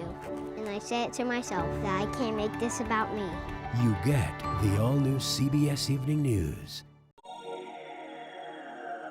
When I'm around town, I get the stares and the glares and the mumbling in the background, and then to have it in front of the community. And my kids are part of the community now, especially that they're older. It's horrible. Nothing has quite divided the town of Owego, New York, like the murder trials of Cal Harris. Well, the people of Owego are frustrated that it's never ending. In 2007, 6 years after his wife disappeared, Harris, out on a $500,000 bail, went on trial for the first time. I think that he is a powerful man. I think he's a smart man. Jerry Keene, Tioga County's district attorney at the time, prosecuted the case. Have you ever had a case where there was no body and you prosecuted someone for murder? No body, no witness, no murder weapon, nothing. No, this is the most difficult case that I've ever done. But Keene did have that small amount of blood evidence inside the house. 6 drops of Michelle's blood on the kitchen doorway, more drops on a kitchen throw rug and on the garage floor. With so much riding on that evidence, the prosecution recruited renowned criminologist Henry Lee. Some action have to create this bleeding. Lee says the pattern of blood spots in the doorway was caused by 2 separate blows to Michelle from some kind of blunt instrument, even a fist. You can see Senior forensic investigator Steve Anderson demonstrated Dr. Lee's blood spatter explanation for us using red dye. and then I'll apply the force to the blood. The first blow, they say, knocked her down. The second hit caused her blood to fly. The spatter was approximately 1 millimeter in size, and some was smaller than that. To get that size, you have to apply a force to break that up into smaller droplets and propel it through the air. But isn't it normal in a family's home to find blood? I mean, people bleed. There's kids. People bleed. Yes, but normally not medium velocity impact spatter. Relying on that blood evidence, Keene was able to convince the jury that Michelle was killed in her own home. And they convicted Cal Harris of second-degree murder. What went through your mind when you heard that verdict, guilty? Oh, I was in shock. You know, my stomach just fell out. I couldn't breathe. You know, my first thought was, I'm not going home. I am not going to see my kids tonight. Make a hole, make a hole. And then, just days before Harris was to be sentenced, a new witness came forward, Kevin Tubbs, a local farmer. Do you think Cal Harris is innocent? I think he's innocent. Tubbs says 6 years earlier, at dawn on the morning Michelle disappeared, he drove past the Harris driveway and saw 2 vehicles. There's a man at the back of the pickup. There's a woman at the side of the pickup. She was a blonde-haired woman. It appeared that she was crying, and it appeared that he was a little upset. It's a woman that I believe was Michelle Harris. If Tubbs really saw Michelle at around 5:30 on the morning she disappeared, then Cal Harris wouldn't have had time to kill her. Prosecutors argued that Tubbs was mistaken, that it was too dark at that hour to see what he says he saw. I have always said that I cannot be 100% sure. If people want to believe it, they can. If they don't, there's nothing I can do about it. But the judge believed Tubbs and threw out Cal Harris's conviction. I'm sitting there in my orange jumpsuit, my handcuffs, and he said, take the handcuffs off.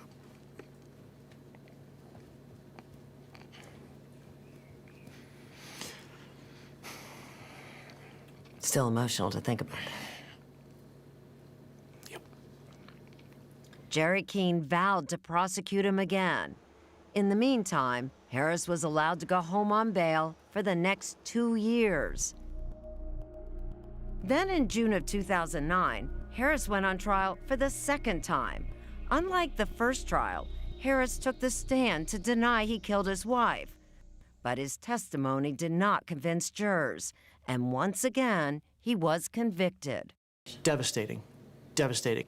I mean, this time, you went to prison for a while. Yeah, 3.5 years. Very few things can be worse than going to prison. It was really hard having to go to the jail every weekend and seeing him in that situation. It was really hard on us. And just him not being home and having to miss out on things like birthdays and lacrosse games and just special events that your dad should be at with you.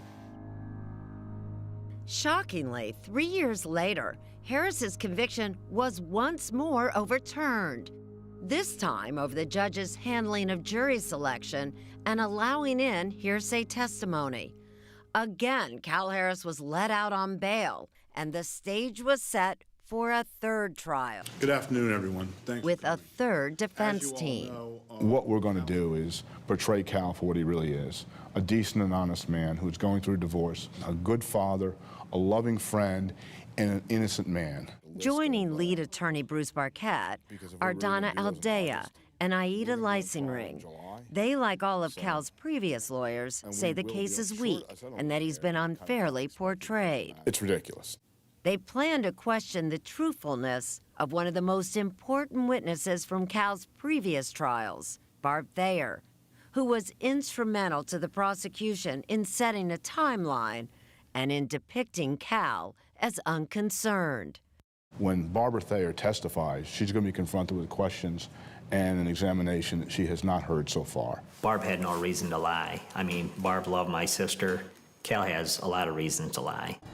Phone records show that on the morning Michelle disappeared, someone at the Harris home called her cell phone at 7:14 a.m. Barb says that she, not Cal, made that call looking for Michelle. I just quickly called her cell phone. I didn't say anything because Cal was in the house, so I just hung up. No. Not true, says attorney Barquette.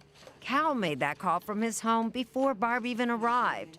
Barb, he argues, didn't have enough time to drive from her house and make the early morning call from the Harris home. I don't know what's in her head, but I know that she couldn't have made the phone call that she claimed she made. It's impossible. I drove it.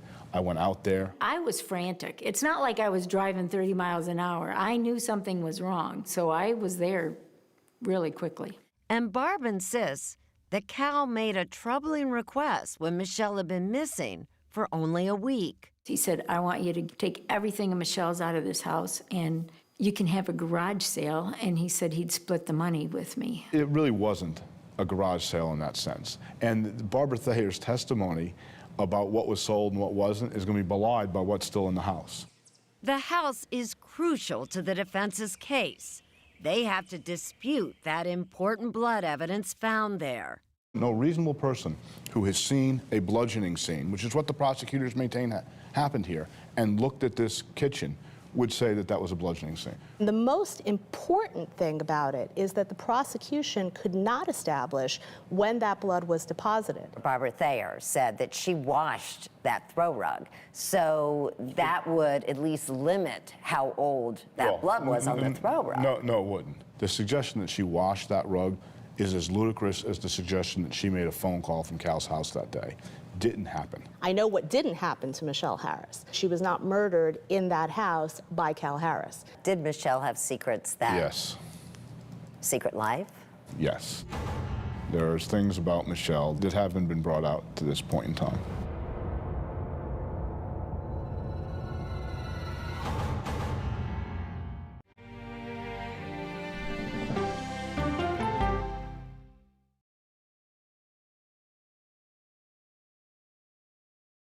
CBS Mornings is clearly fun. Money saving. Dollar Jill's here to tell us what it means for you. Clearly delish. So what's on the menu today? Clearly, CBS Mornings weekdays at 7 on CBS. What happens when the world's best journalists come together? Write a prescription for the healing of America. We're retired and this is our paradise. No, it's going. You get the stories of America every night. You get the all-new CBS Evening News every weeknight. This is CBS.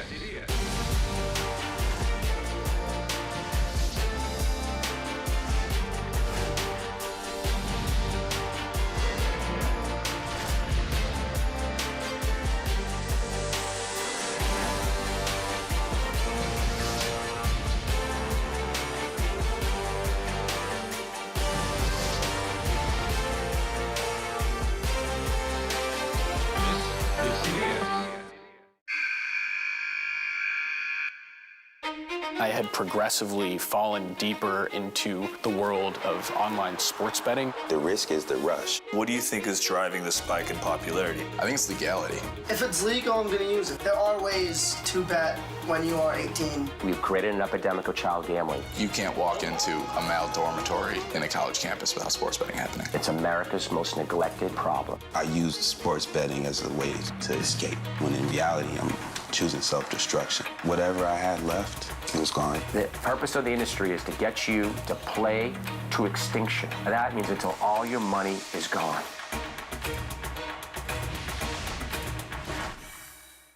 Go to the ends of the earth. We'll hit the heights.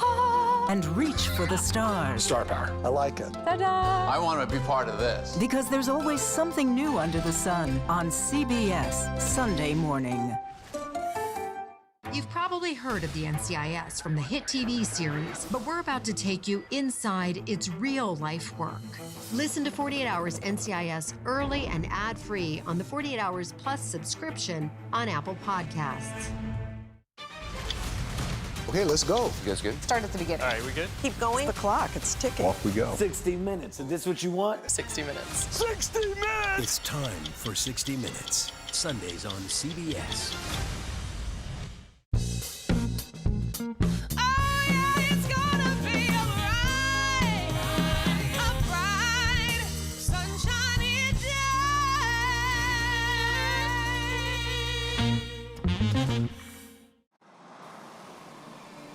Opening statements for the third murder trial of Cal Harris will begin tomorrow morning. Defense team and the Tioga County District Attorney The jury got their prosecuting the first case look is into new Michelle as well. and Cal Harris's volatile. In February 2015, Cal Harris went on trial for the third time, but not in Tioga County, where he lives. The local perception of me is just so toxic that in this county, jurors just can't walk out of that courtroom with anything but a guilty verdict. So instead, the case is being tried 2 hours away in Schoharie, New York. In addition to his new defense team, there's a new prosecutor, judge, and new rules. This time, not even still cameras are allowed inside. Paparazzi's here. As the trial begins, the prosecution once again lays out its largely circumstantial case, calling some 50 witnesses, most testifying for the third time. It's hard. We've gotten a verdict twice before, and we have to do it again. It seems a little crazy. For the defense, this will be a battle to discredit not just the prosecution witnesses, but the crime scene evidence the state is relying on. It would have been impossible for him to have done what the prosecutors theorized he's done. The defense brings in its own blood spatter expert, who says that blood found in the kitchen and garage of the Harris house is not evidence of an assault. There's nothing that turns that house into a crime scene. There's no evidence that a crime took place there. And all along, defense attorney Barquette takes aim at the victim herself. But don't you run a risk that you're demonizing the victim to just get the heat off of your client? We're not demonizing.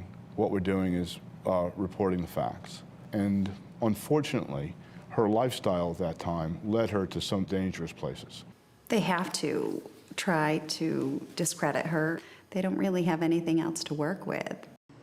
But there is plenty for the defense to work with when it comes to some of the people Michelle knew through her job at Lefty's restaurant and bar. She was clearly seeing a multitude of different people, not just one, not just two. If you're out drinking late at night with different crowds, you're running a risk. Obviously, in this case, something happened. So just how thoroughly did the police investigate Michelle's friends? Like Brian Early, Michelle's boyfriend. Were pictures ever taken of Brian to see whether he had any injuries after Michelle disappeared? No. Was his house checked to make sure whether there was any kind of blood or any possible incident in the house? No, and we would have to have some kind of basis to obtain a search warrant, and we wouldn't have had enough, in my opinion. Tell me about Stacy Stewart. He bought property in this area. Was that property ever searched? It was by Cal's defense team, but again, we never searched it. Police say other suspects fully cooperated and had no motive to kill Michelle. They were eliminated as suspects because investigators believe the murder took place inside the Harris home. What's more, they all passed polygraphs. Cal Harris refused to take one. Nobody can credibly point at a polygraph and say, aha, we now know if somebody's telling the truth or not. Sue Mulvey calls the police department's work exhaustive and even-handed. But Barquette claims two men who knew Michelle from Lefties, Stacy Stewart and his friend Christopher Thomason, were involved in her death, and he's confident he has the evidence. It includes burning of bloody clothing on the morning of September 12th by individuals who were claimed to have been pursuing Michelle, having sex with her, doing drugs with her, multiple admissions about things like that. But Judge George Bartlett rules the evidence presented by the defense is thin and is based largely on speculation, so jurors will never hear about it. In nearly 30 years of practicing law, this may be the worst decision I've ever seen. What if you are convicted a third time? What if you are?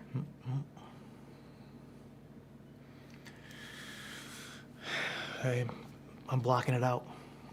Yeah, I just don't like knowing that the fact that we could lose him again. It just, I want him here with me. Cal's children are by his side, day after day after day. How are you feeling, Cal? Stressed out. As all sides wait for a verdict.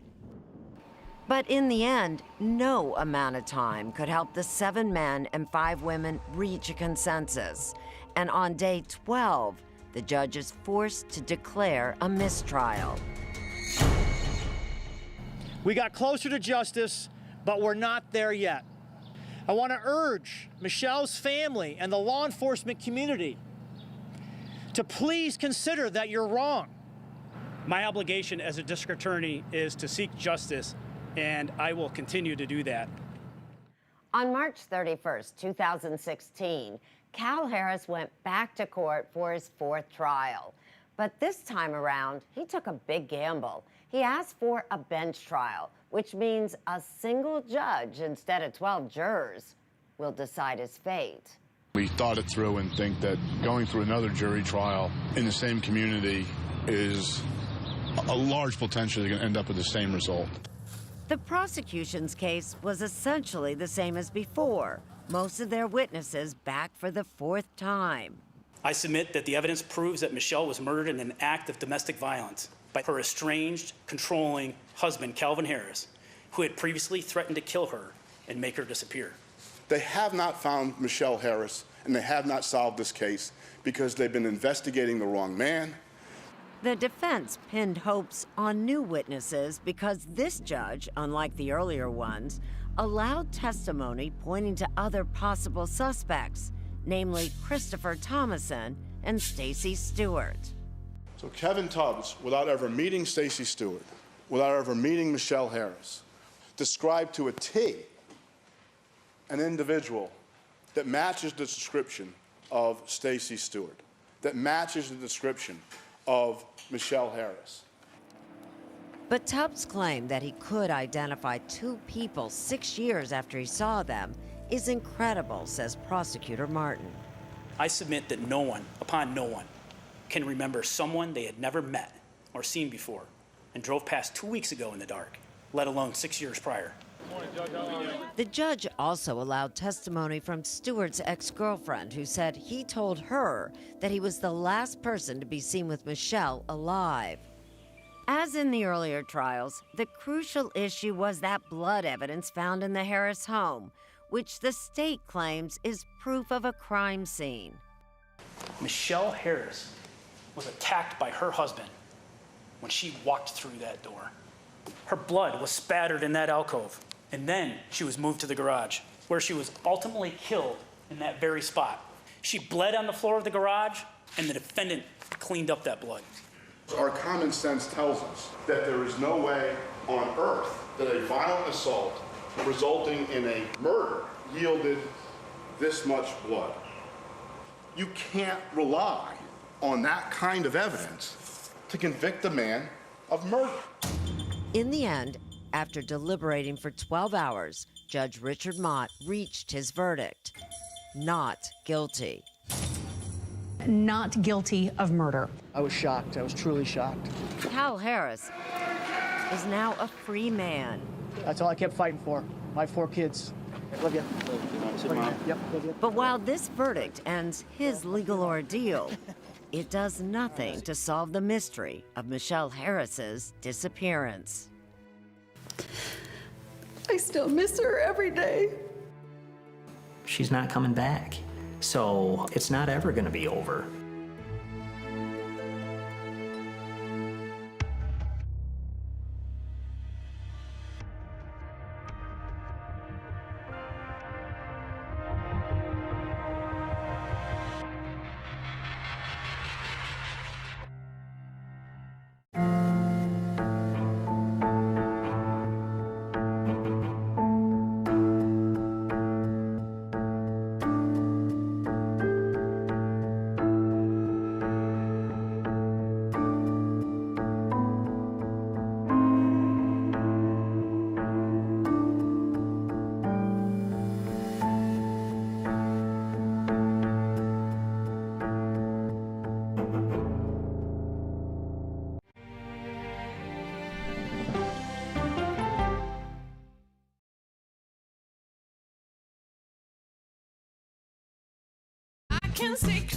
CBS Mornings Plus, clearly more news, more smart conversation. More money-saving tips, more recipes. More uplifting ways to get you on your way. Plus, more sports, more weather. Clearly more CBS Mornings. Plus,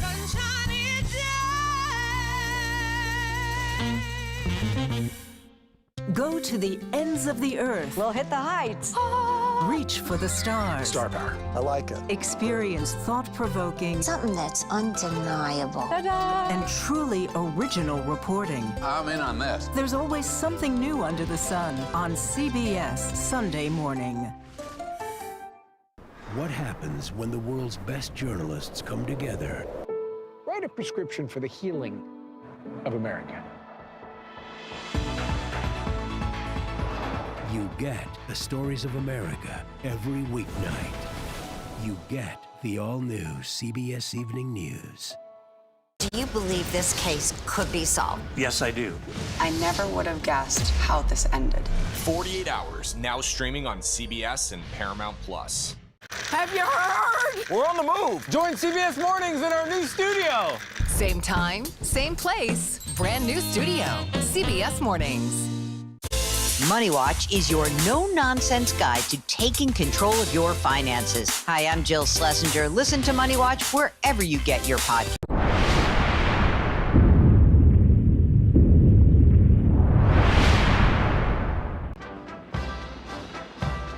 Brian Brimminger was a typical Marine,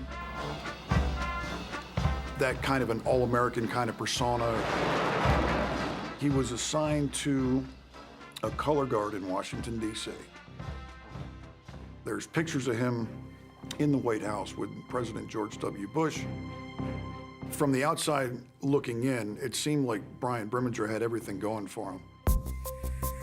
In 2011, after having served 7 years in the Marine Corps, Brian Brimminger leaves the Marines. He decides to go to Panama. And his plan is to decompress, take some time off. My sister was deeply in love with the man named Brian Brimminger. All she wanted was to be with him and love him. They were so madly in love. I think she was very proud of him because he was a Marine. She used to say things like, "I'm with a Marine." Yvonne went down to Panama with Brian to start a new life. That's where Yvonne wanted to be. It was perfect.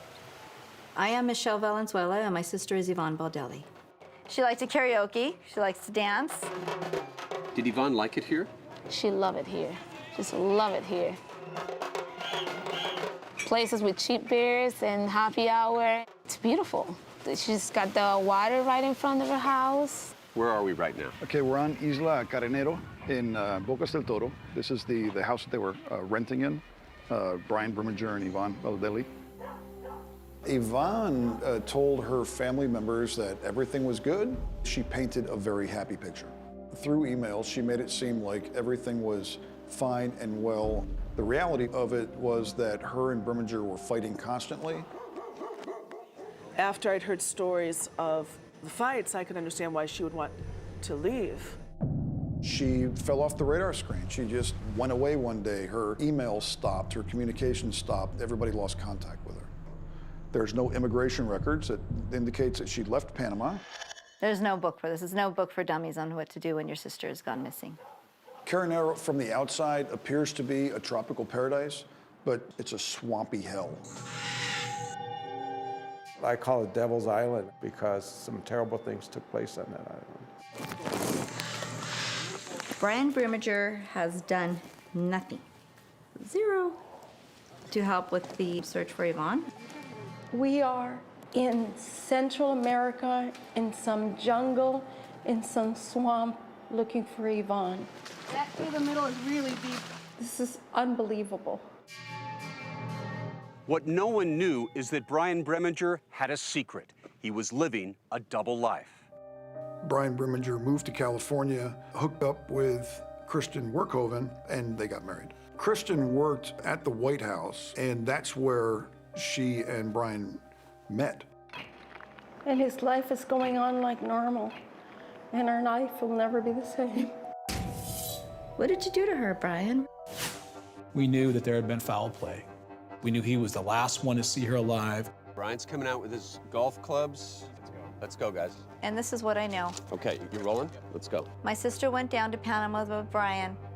Brian returned and my sister didn't. Brian Brimminger was exceptionally arrogant. But what he didn't account for was this family's fervor to find what happened to their daughter and their sister. Brian, Peter Van Sant with CBS News. We'd like to ask a couple questions. It's an easy thing to tell the truth. He told a lot of lies. That's what led to his demise.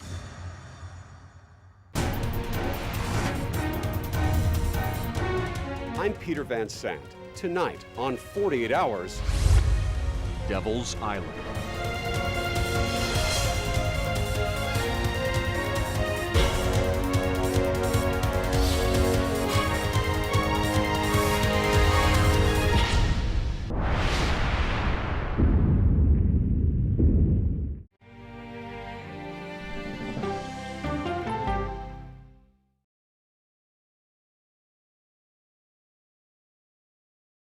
What happens when reporters take you inside the story? I've been asking for over a year and a half for access into this place, and this is the first time we're getting it. You get the all-new CBS Evening News every weeknight. This is CBS.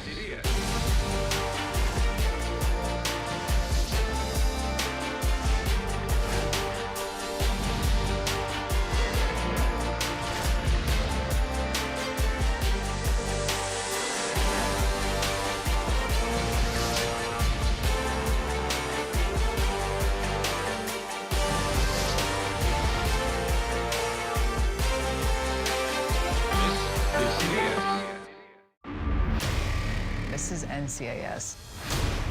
You put on that uniform, you agree to protect the person next to you, no matter what. Welcome to Australia. Match made in heaven.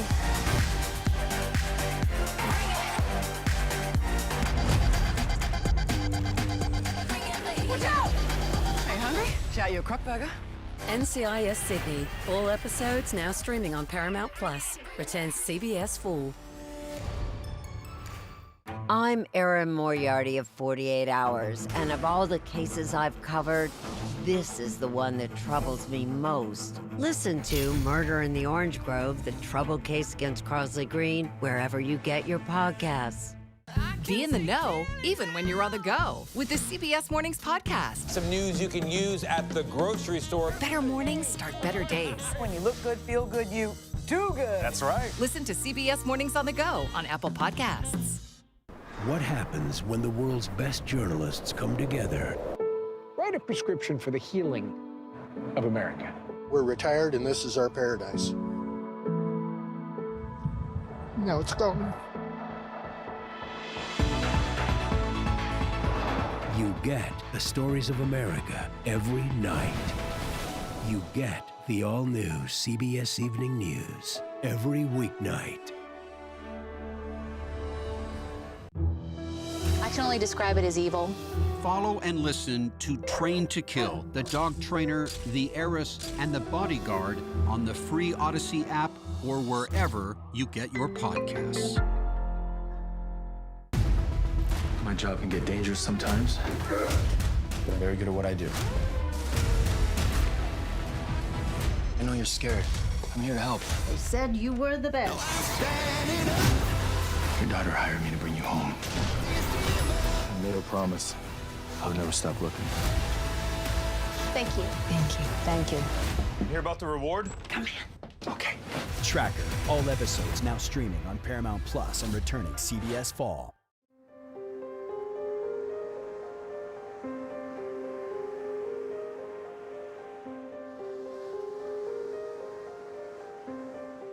In the spring of 2012, Brian Breminger was living the high life in Southern California. Just months removed from a decorated Marine Corps career, Breminger was happily married and living in the suburbs. When I look at the pictures of Brian and Kristen, I just see a couple in love and super sincerely happy and just enjoying the day at the beach in La Jolla. These joyful newlywed photos of Brian and Kristen Breminger were a shock to Yvonne Baldelli's family. They expected her to be in the picture. It wasn't their wedding day, but they came in their wedding attire in a limousine and champagne flowing. Photographer Jack English had no idea of the intrigue behind these happy images, that Brian had proposed to Kristen just days after Yvonne disappeared in Panama. She looked very happy, very in love, as if she found her Prince Charming. Prince Charming? A man who had just left Yvonne Baldelli in Panama 2 weeks earlier? How could this happen? We traveled to the remote islands off the Caribbean coast of Panama to find out. Up ahead is the island of Caranero, where Yvonne and Brian, who the locals called Brim, came to live in September 2011. It's a place where they could chase their dream.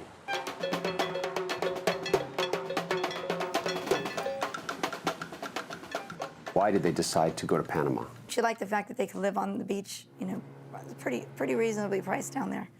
Yvonne's sister, Michelle Valenzuela, says Brian wanted to become a singer, performing in bars and clubs. With her beloved dog, Georgia May, in hand, Yvonne brought 2 sewing machines in hopes of starting a clothing business. Stepmother, Lillian Faust. She was going to make bathing suits and sell them to tourists. I knew she was excited, and she didn't have any reservations. It sounded like she had a real plan for the future. She did, and she thought that she found her paradise, her perfect place. Michelle recalls how her younger sister Yvonne, recently divorced, was smitten with Brian when they first started dating in 2009 in Southern California. I didn't think she was physically attracted to him. That was a big part of it. And while Yvonne seemed to be falling in love with Brian, big sister Michelle wasn't so sure. As far as emotionally from my sister, Yvonne would put 100% into you, and she would expect that back. And I didn't get that impression that she was receiving that. That concerned me. She deserved that. After Yvonne was laid off from her management job with Procter & Gamble and Brian ended his career in the Marines, the two decided to make a fresh start and reinvent themselves in Panama, settling in this house. They quickly fell in with the local expats. Did you think they were in love? Apparently. Yeah. It seems so. Joan and Stephen Crabtree own the Cosmic Crab, a funky resort and waterfront bar where Brian would sing for his supper.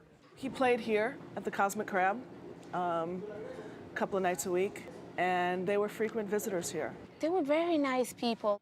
Penny Tom, owner of another waterfront bar, also let Brian play for food and free booze. Lots of booze. They used to drink a lot, so they were always happy. What's a lot? A lot. And Jim Mertens says Brian's drinking may have gotten in the way of his singing. He played the guitar good, but when he started to sing, that's when it went away. What was it like? Like a hound dog on a porch. She looked very happy in the pictures, and she was really enjoying herself there, and I knew it would be a place that she would like. For Yvonne's father, Jim Faust, the constant stream of joyful phone calls and emails describing the couple's Panama adventures was reassuring. Yvonne's emails were stories of exactly what her life was like down there, and I could picture it, and I could close my eyes, and it was like I was there. I couldn't imagine the whole thing. Emails like this one. She says, "Hi, sis. Brian, already working at local restaurants and bars. We love it. We wake up and go running, then swim in the ocean every morning." And so Yvonne's family thought all was well in paradise, and that Brian might be the one for Yvonne. I believed that they were going to get married. That's what I thought was going to happen when they got down there. But then, right around Thanksgiving 2011, 3 months after they arrived in Panama, the happy emails and calls from Yvonne started to drop off. For Michelle, a sisterly instinct started to kick in. That's what set me off, was the fact that they were becoming less frequent, the emails from her, and then they stopped completely. 2 weeks passed. Then, on December 14th, Michelle finally got a text, but it wasn't from Yvonne. There was a number I didn't recognize, and a text message on there said, "This is Brian, may I make arrangements to pick up my truck?"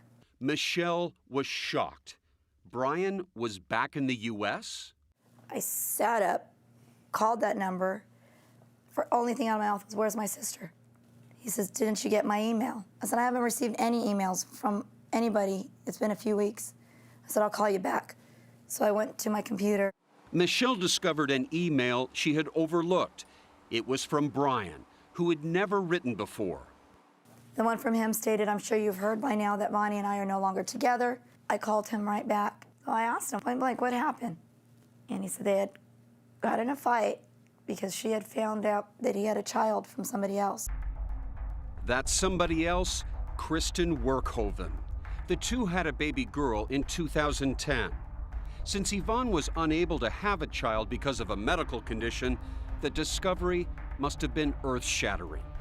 Brian then said Yvonne just up and left. I said, "Did she leave a note?" "No." "Has she tried to call you since?" "No." "Do you know where she's at?" "No." And I said, "I haven't heard from her, Brian." And he said, "Well, I'm sure she's fine." But Michelle had her doubts about that story. And 10 days later, when Brian called and still wanted to pick up his truck, Michelle said she had another plan. I said, "When you come to pick up the truck, I'll be here. That's no problem. And I think it's a good idea that you go with me to the police department, since you're the last one to see her, and we can fill out a missing persons report. Because now we're already in mid-December, and I haven't heard anything from her, and that's not right. Something's wrong."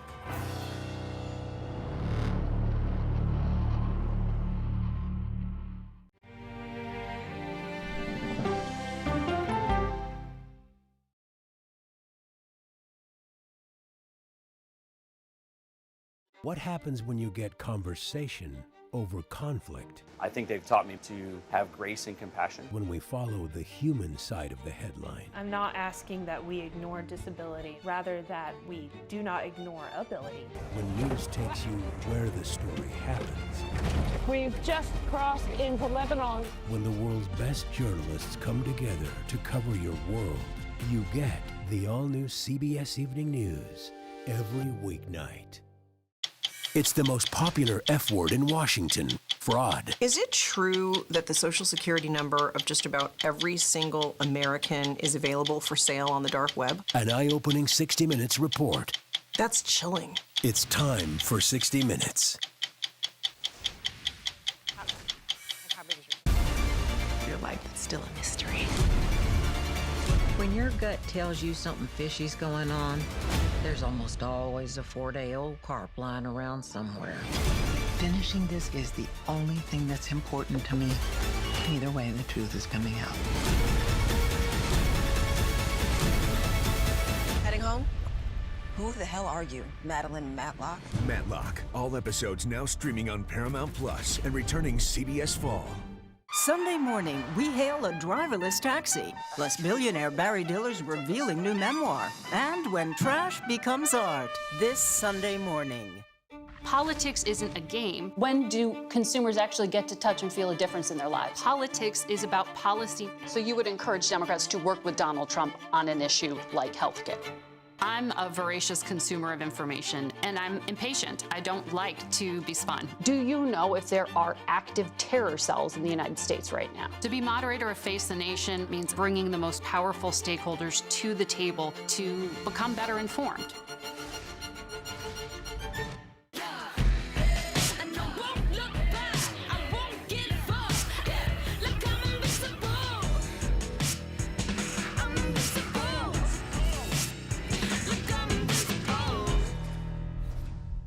It was almost like being face-to-face with the devil. 48 Hours reports. I fought and fought. 911, what is your emergency? She disappeared off the face of the earth.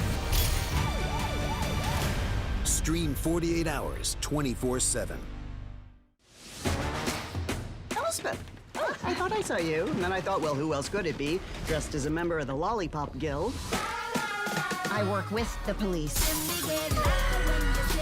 I like my outlandish theories with a heavy dose of evidence. Nice alibi, by the way. Can you be careful with that? Whoever did this is still out there. And I do love a mystery. Elsbeth. All episodes now streaming on Paramount Plus and returning CBS Fall.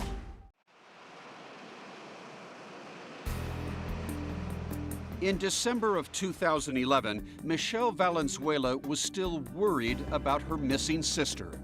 So she went back to her computer, where she found another overlooked message. This one from Yvonne. Hi, sis, just an update. Brian and I are no longer together. I should have trusted my instincts that he is a lying, cheating ass. I'm headed to Costa Rica with a man I met when we first got to Bocas. What'd you think when you read this email? I just wasn't sure. There's some things in there that didn't feel right to me. Her head was spinning.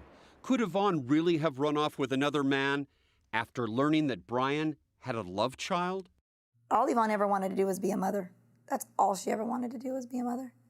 And to find out that Brian had a child, and she sold everything she had to go to the other ends of the world to be with his man, and he didn't tell her about that. I'm questioning what her mental state is right now. She's heartbroken.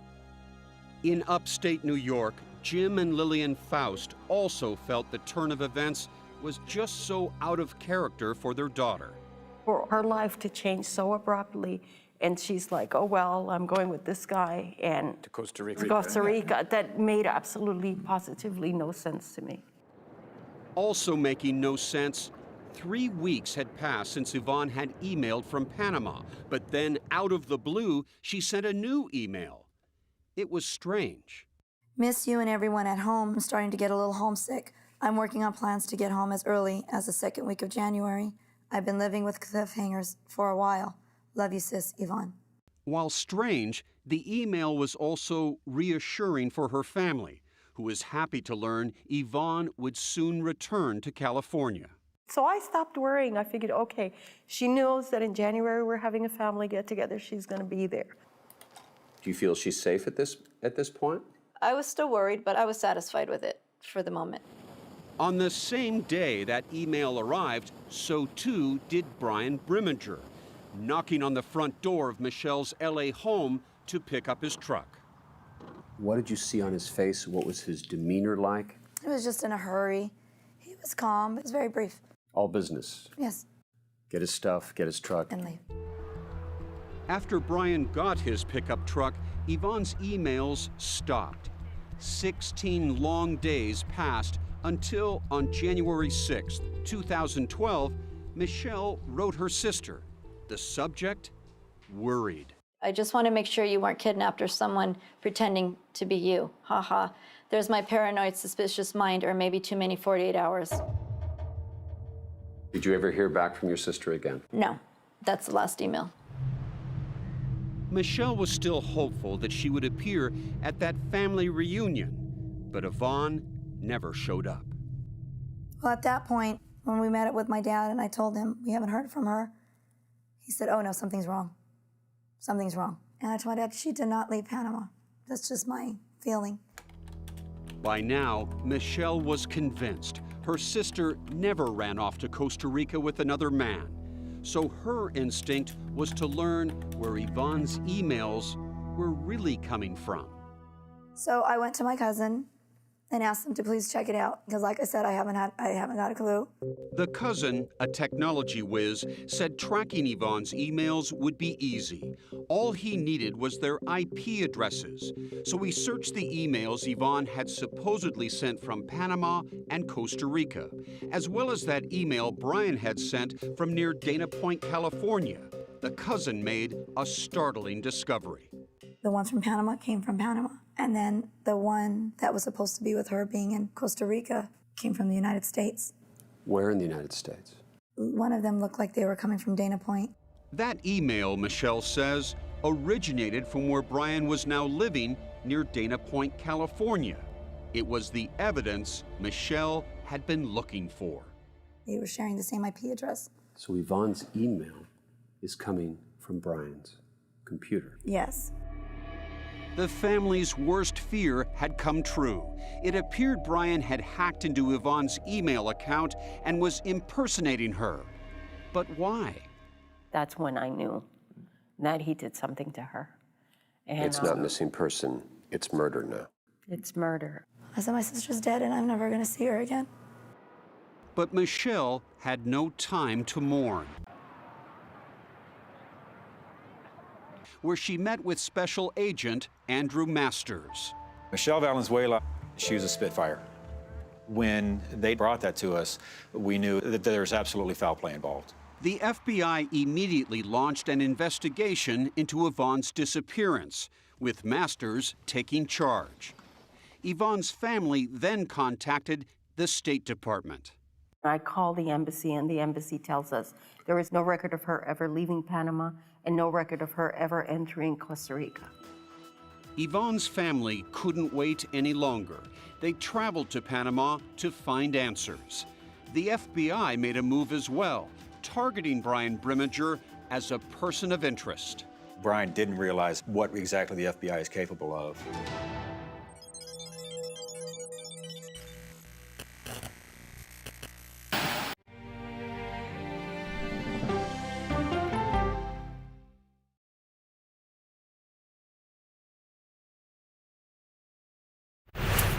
We're NCIS. Do you guys want to see me do the cha-cha slide? Can we get to the body, please? Right. Oh, what's got you so punchy lately? Not punchy, passionate. This is a great team for what? We're NCIS. NCIS, all episodes now streaming on Paramount Plus and returning CBS Fall. No matter how you start your day, one thing is clear. Actually, two things. Pretty sure it's three. Guys, whether it's news, money, health, or wellness, sports, movies, or even inspiration. Clearly, CBS Mornings is the place to be. That's like 7 things. Okay, clearly, I'm bad at math, always been. Clearly, CBS Mornings, weekdays at 7 on CBS. We can start whenever you're ready. Ready? Yeah. No, stop! Wrong pedal, wrong other pedal. Oh, he's in a wheelchair. What do you want? Not stop the car. That's a kid. Kid.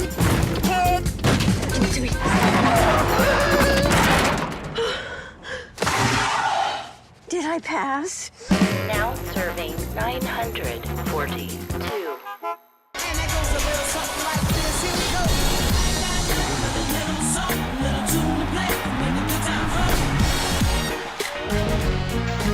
Go to the ends of the earth. We'll hit the heights. A great adventure together. And reach for the stars. Star power. I like it. So cool. But wait, there's more. Experience thought-provoking. Something that's undeniable. With mindfulness. Innovative. Magical. It's like being a child. And truly original reporting. God, you do your research. I tell a good story. Because there's always something new under the sun on CBS Sunday morning.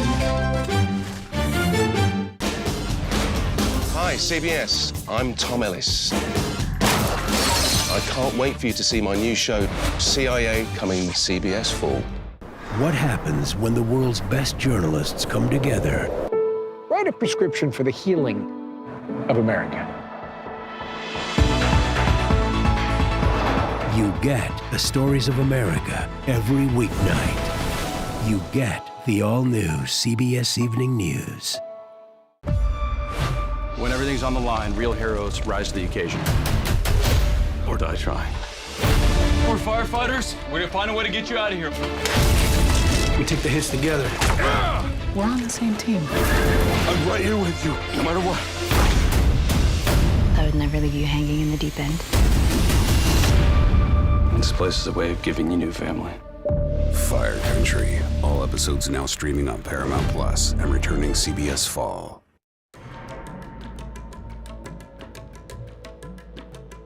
With the FBI investigation underway in the States, Yvonne's family met up with legendary investigator Don Winner in Panama City. Why is it when something goes bad with an American citizen in Panama, you get the phone call? I've already put away, or helped to put away, 3 serial killers. So when bad things happen, they know that to come to me when they don't know what else to do. Winner is an ex-U.S. intelligence officer with an uncanny ability to solve murders. Jim and Lillian tell Don the story of their daughter's disappearance and Brian's claim that she's run off with another man. I think the chances that she's running around in Costa Rica somewhere with some other dude are damn near zero.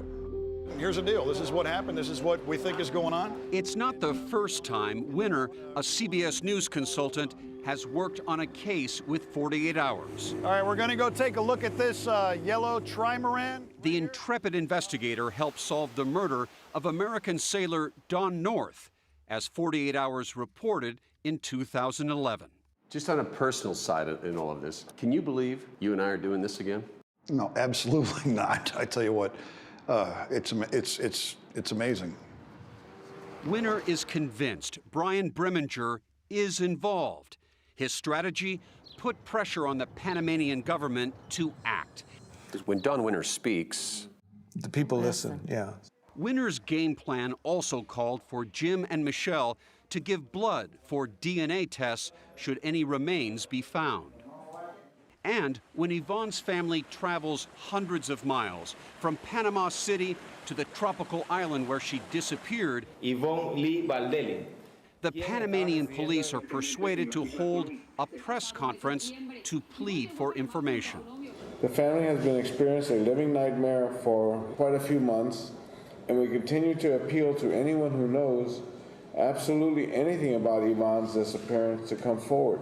Panamanian police announce for the first time that Yvonne is the victim of foul play and name Brian Breminger as the suspect. Todos adoramos a Yvonne. This news conference reverberated around the world. Police say within weeks of her disappearance, Breminger returned to the U.S., got engaged, and married another woman. Tonight, the FBI is calling him a person of interest.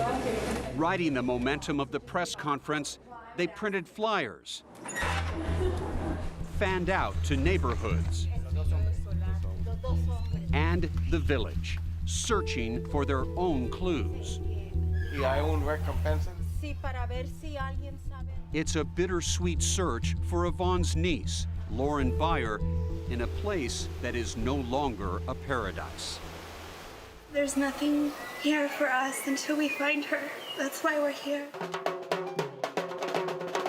But the family's quest is starting to get results. Witnesses who knew the couple come out of the woodwork, describing Brian's verbal and physical abuse. To me, he was a scary person. He was not the kind of person I wanted to be around. Local bar owner Jeff Salzman saw it firsthand on Yvonne's face. As I recall, it was black eyes and blackness around the face and bruises. Was she self-conscious about it? She was trying to hide it and not speak of it.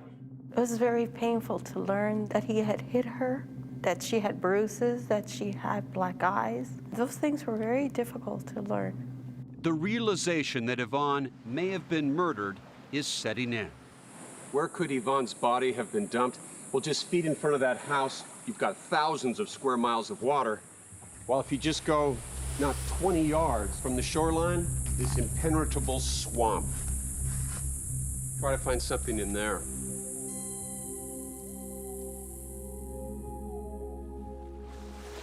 But that's exactly what Yvonne's family, investigators, and volunteers set out to do. Entering what could be Yvonne's swampy graveyard. Describe this area that has to be searched. Just how difficult a place is it? Okay, it's jungle, it's tropical, so you have every kind of bug and critter that you can think of, spiders and snakes, and, you know, it's not a place to go slogging around through. Struggling through the muck, the spiders, and the rancid water, the smallest discovery raises hope. A purse, a medicine bottle, a mysterious sinkhole. I kept asking myself, I want to find Yvonne, but do I want to find Yvonne? I mean, I want to know where she is, but do I want to see her in these swampy areas? Then they find a passport. Yeah, we find a U.S. passport, the front page here. None of it is Yvonne's. But back in the United States, the FBI confronted Brian Brimmager. We went and knocked on his door. He answered and invited us in, said that he was expecting us. FBI Special Agent Andrew Masters questioned Brian Brimmager for more than 4 hours while he babysat his young daughter. This is Special Agent Andrew Masters along with Special Agent Gabriel Ramirez approaching Apartment M in an attempt to have a consensual monitored interview with Brian Brimmager. We weren't sure if he was going to break down and confess to having a part in her disappearance and murder, or if he was going to become angry, or if he was going to kick us out. Brian stuck to his story. Yvonne left him for another man. I come back home and there was a note that said, and I quote, going to Costa Rica with a man I've been talking to, F you ass. But when confronted with Michelle's email evidence, Brian began to stumble.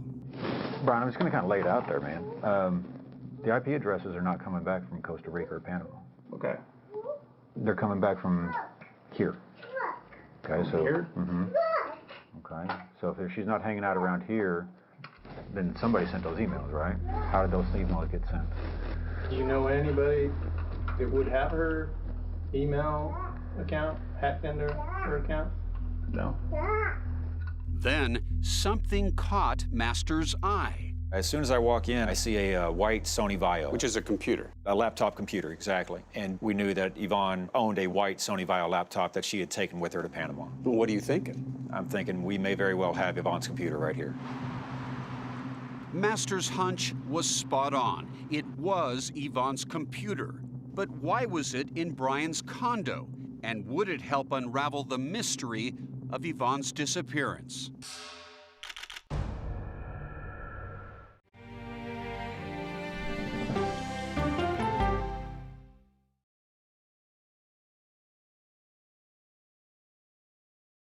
What happens when the world's best journalists come together? This was an entire building. It will take years to rebuild. We're from CBS News, American television. You get the all-new CBS Evening News every weeknight. This case. It's like a screenplay, something straight out of Hollywood. But it's not fiction. It's 48 hours. Human remains found this week. 4 families shattered. There's no physical evidence. The mystery would haunt investigators for years. There's some questions that have to be asked and need to be answered. Like a John Grisham novel. A gripping true crime original. 48 hours. Now streaming on the free CBS News app. No matter how you start your day, one thing is clear. CBS Mornings is the best way to start your day. I can see clearly now. My morning routine. The first thing I do when I wake up is turn off the alarm. I try to remember where I put my phone down. One alarm goes off at 4 a.m. I need not 1, not 2, but... And I'm out the door at 4:15. 3 snoozes to get out of bed fully coherent. Yeah! How much detail are you looking for? I love a bath full of bubbles. The more bubbles, the better. I'm very quick with the actual coffee, shave, shower, dressed out the door, but all around that is just pure chaos. For example, this morning, these are dirty socks. You want my honest answer? Am I a morning person? I gotta be honest. I wish morning started at like 10 a.m. Can I say that? Clearly. It's a bright, bright, bright way to start your day. CBS Mornings weekdays at 7 on CBS. People with developmental disabilities were once sequestered by the hundreds of thousands in institutions. Many of our fellow citizens are suffering tremendously because lack of attention, lack of imagination, lack of adequate manpower. Disability activists have since torn down barriers blocking them from living at home or in the community. We conclude that Title II of the ADA requires states to provide community-based treatment for persons with mental disabilities. But of the 16,000 people who remain in state-operated institutions, half are in 5 states, and Illinois is one of them. I don't want to live in the institution. It makes me feel discriminated against. Do you think there are people living in institutions in Illinois that don't need to be living there? Yeah, because they're proving it as soon as they get out.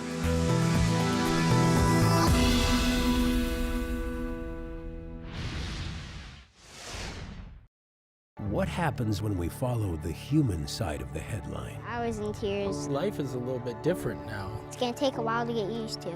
And I said it to myself that I can't make this about me. You get the all-new CBS Evening News.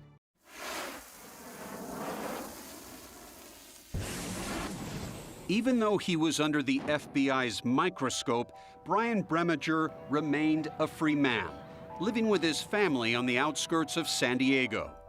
Kristen worked for a defense contractor, while Brian, unemployed, spent much of his time golfing. Recognize that man? Yes, I do. That's Brian. In the summer of 2012, we showed Yvonne's sister Michelle video of Brian's new life. What goes through your mind when you see him? Well, honestly, it's not surprising now that I know what he's capable of. He thinks he got away with murder. So what you have here is a person who killed my sister and can walk away scot-free. You ready? Brian's coming out with his golf club. Let's go, guys. Okay, roll. Just a few months after that FBI interview, we came face to face with the suspected killer. Brian? Peter Van Sant with CBS News. We'd like to ask a couple questions. Would you please talk to us? Did you murder Yvonne Baldelli? You can speak to us. You can answer that question. Brian, why won't you speak with us? Did you have anything to do with her disappearance? While Brian heads off to enjoy another carefree day on the greens, the FBI was turning his life upside down, interviewing everyone he knew, including his wife, Kristen. What had Brian told her about why he was living in Panama? He told Kristen that he is going down to Panama to decompress from after leaving the Marine Corps, and that he was going with some Marine Corps friends. Did Kristen urge Brian to leave Yvonne? No, Kristen didn't even know Yvonne existed. So he lied to Kristen? Absolutely. Apparently, all those lies didn't matter to Kristen. According to her, Brian is the greatest thing to ever happen to anybody. But that's something she didn't want to share with us when 48 Hours knocked on her door.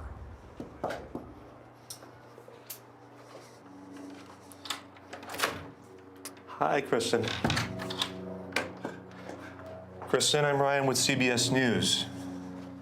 Is there any way we can talk? Meanwhile, as Special Agent Masters took several investigative trips to Panama, a different portrait of Brian Bremiger emerged. We talked to many people that would socialize with him at bars, and we learned about all the domestic violence that he brought upon her, the choking, the dragging, the berating. After speaking with friends and neighbors of Yvonne and Brian, Special Agent Masters became certain the couple had a violent fight on November 26, 2011. After Yvonne learned that Brian had fathered a child with Kristen. The argument probably escalated, and at some point, Brian decided he was done with her and he was going to kill her. Crucial evidence was also discovered on Yvonne's laptop, the very computer Masters saw when he first questioned Brian. About 2 weeks before her murder, Yvonne took this disturbing selfie. That photo shows a massive black eye on her left eye and swelling in her left cheek. In a way, from the grave, Yvonne helped you in this investigation. Yvonne helped us tell the story, yes. Absolutely. And there was more chilling evidence. We found the Yahoo searches in which he searches how to remove blood from a mattress. When did he do that? He did that about 10:30 in the morning, the night after Yvonne was murdered. Masters discovered even more evidence in Costa Rica, where Brian is seen withdrawing cash from Yvonne's account. We were able to obtain those ATM photos. So we have Brian using Yvonne's debit card to extract money from her account. And Masters says there is no doubt that Brian used Yvonne's laptop to send those emails to her family. So we went looking for Brian Breminger again to get answers. Hey, Brian, I need to talk to you. How do you explain the fact that Yvonne's email that said she was in Costa Rica, that she sent to people, was actually sent by you from here in California? Can you answer that? You knew she was dead when you sent that email, didn't you? Brian, we really want you to talk to us. Answer some questions.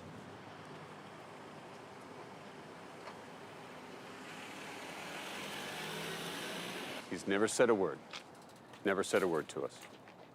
He will not answer any questions. And what about Yvonne's dog, Georgia May, which had not been seen since she disappeared? Don Winter has a theory. He knew that she loved that dog, and that if the dog was running around, he knew that anything she said about her taking off with some guy to Costa Rica, everybody would immediately know it was crap. So he had to get rid of the dog too. In his investigation, Don Winter unwittingly found a key piece of evidence on Brian's Facebook page, where he had sold this machete.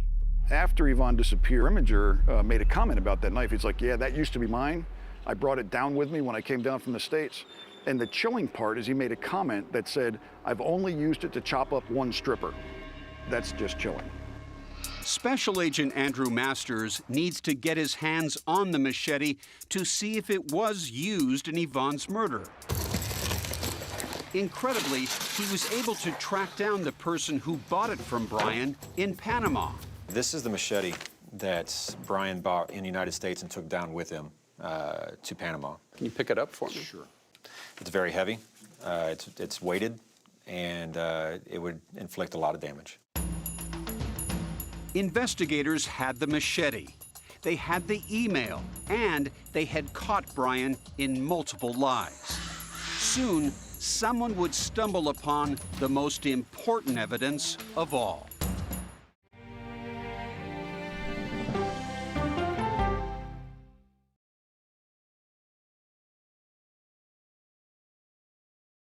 CBS Mornings is clearly fun.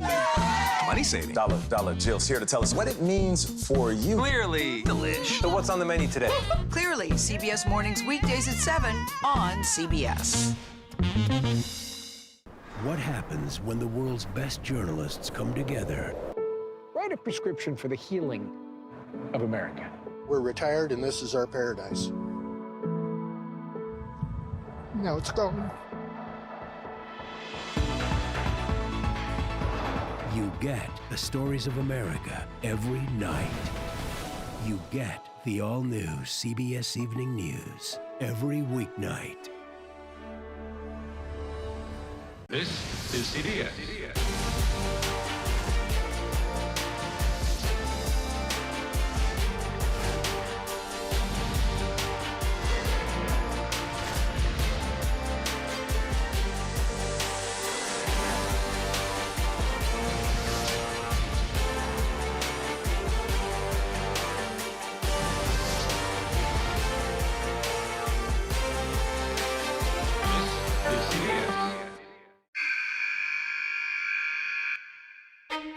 had progressively fallen deeper into the world of online sports betting. The risk is the rush. What do you think is driving the spike in popularity? I think it's legality. If it's legal, I'm going to use it. There are ways to bet when you are 18. We've created an epidemic of child gambling. You can't walk into a male dormitory in a college campus without sports betting happening. It's America's most neglected problem. I use sports betting as a way to escape, when in reality, I'm choosing self-destruction. Whatever I had left, it was gone. The purpose of the industry is to get you to play to extinction. And that means until all your money is gone.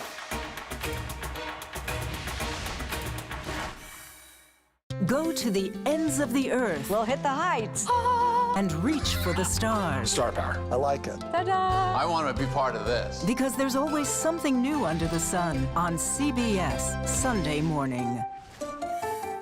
You've probably heard of the NCIS from the hit TV series, but we're about to take you inside its real-life work. Listen to 48 Hours NCIS early and ad-free on the 48 Hours Plus subscription on Apple Podcasts. Okay, let's go. You guys good? Start at the beginning. All right, we good? Keep going. It's the clock. It's ticking. Off we go. 60 minutes. Is this what you want? 60 minutes. 60 minutes! It's time for 60 Minutes, Sundays on CBS.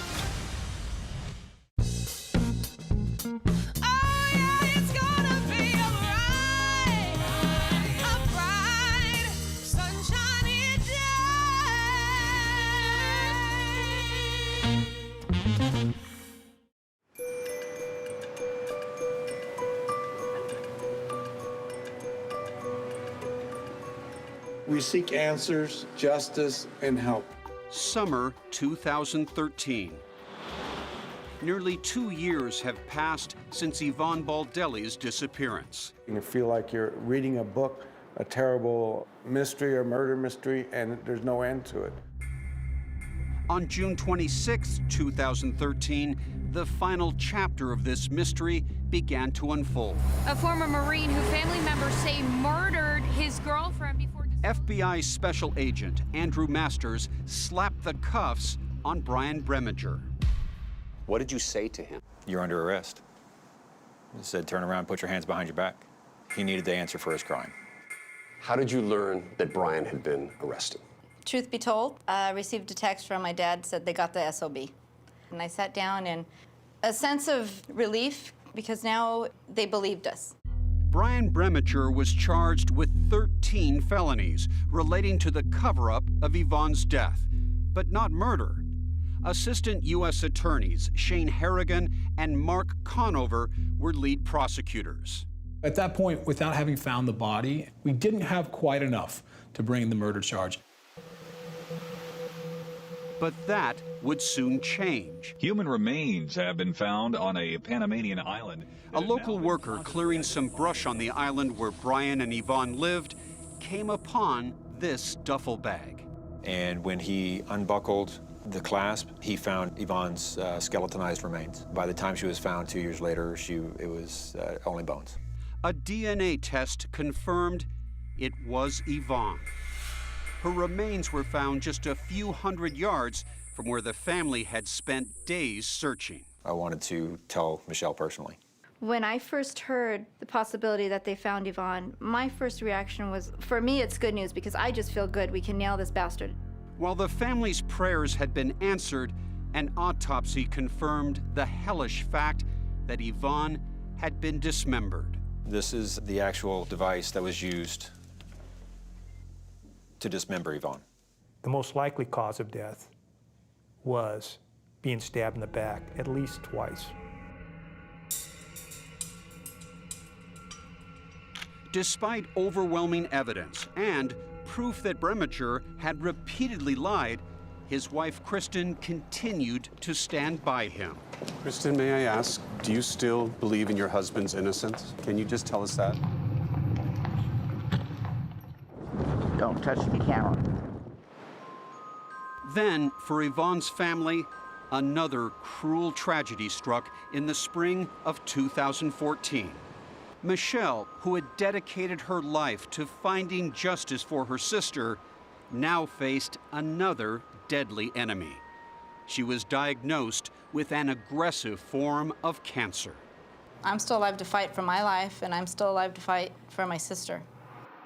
This was Michelle in June of 2014.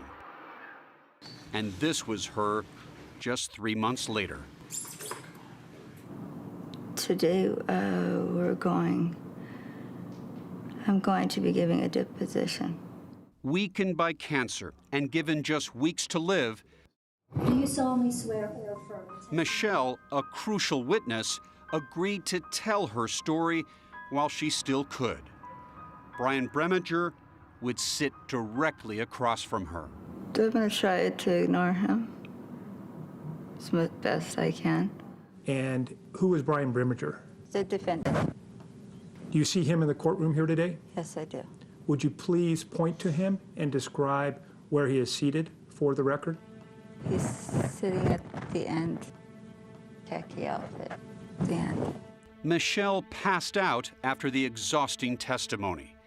It was a courageous act of love for her sister. This might be the last thing I get to do for her. Over and over and over again, because it'll be on camera forever. Days later, she died.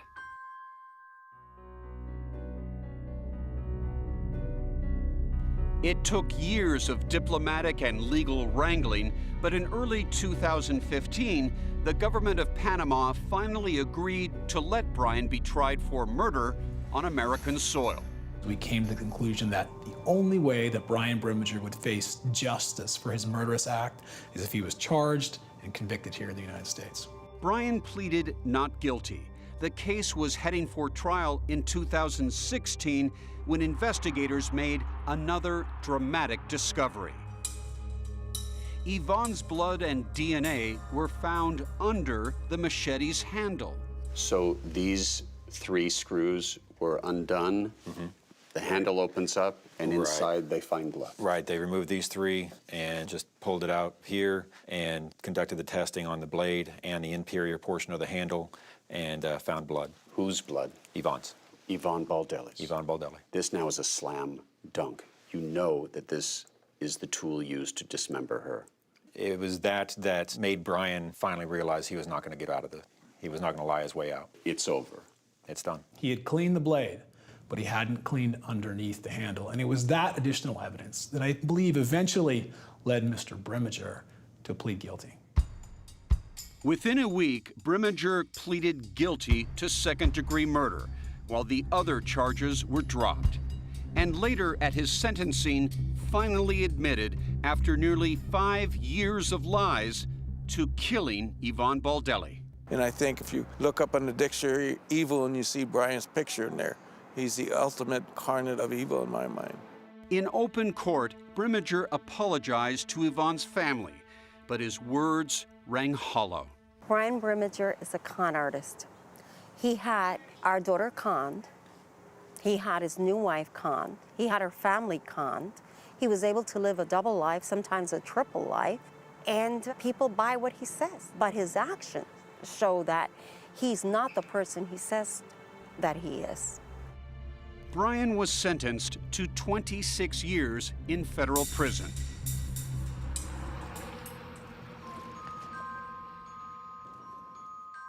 With the case over, Yvonne's remains were returned to her family.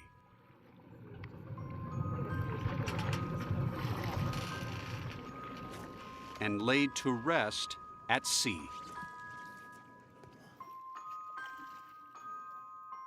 To get her remains back and be able to give her a dignified resting place, I can sleep better at night knowing that she's not rotting in some jungle or deep in the ocean somewhere, knowing that she loved the ocean, knowing that we were able to put her in a place that she loved.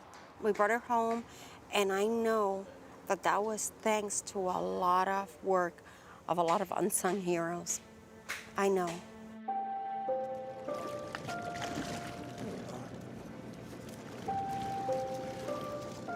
In a way, 2 people were honored this day, Yvonne and her beloved sister Michelle, who battled a Marine to the end and won. She's definitely a hero. She never gave up. To her dying day, she gave all she had.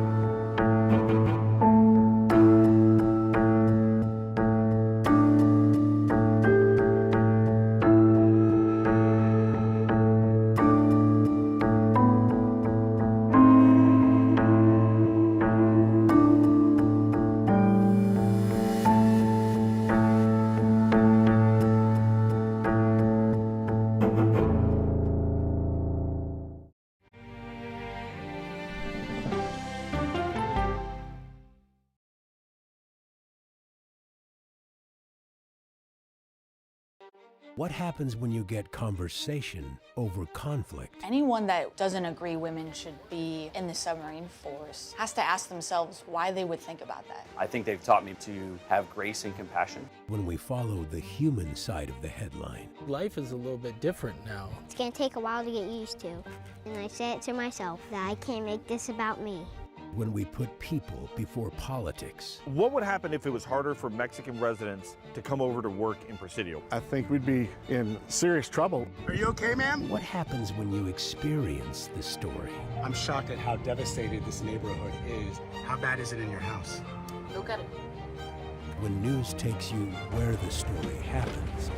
We've just crossed into Lebanon. Here in Chicago. Hollidaysburg, Pennsylvania. When the world's best journalists come together to cover your world, you get the all-new CBS Evening News every weeknight.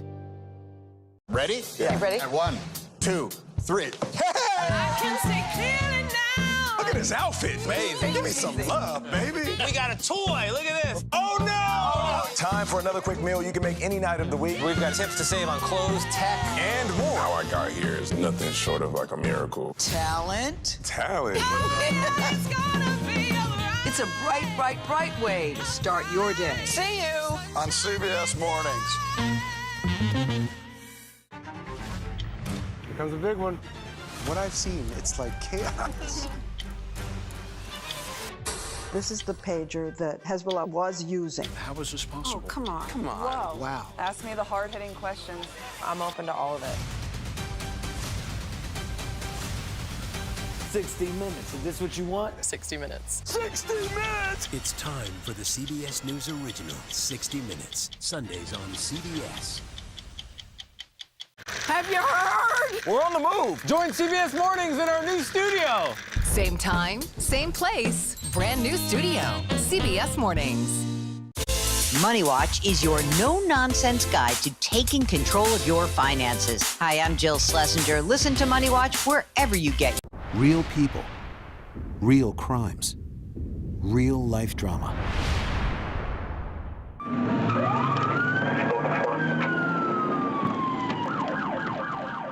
911, what are you reporting? I think somebody's just been shot in my neighborhood. And I can hear somebody screaming through the door. When Skylar and Danielle met, it was something that you read in the fairy books. It was instantaneous. We heard the bang, and then we heard noise in our neighbor's apartment.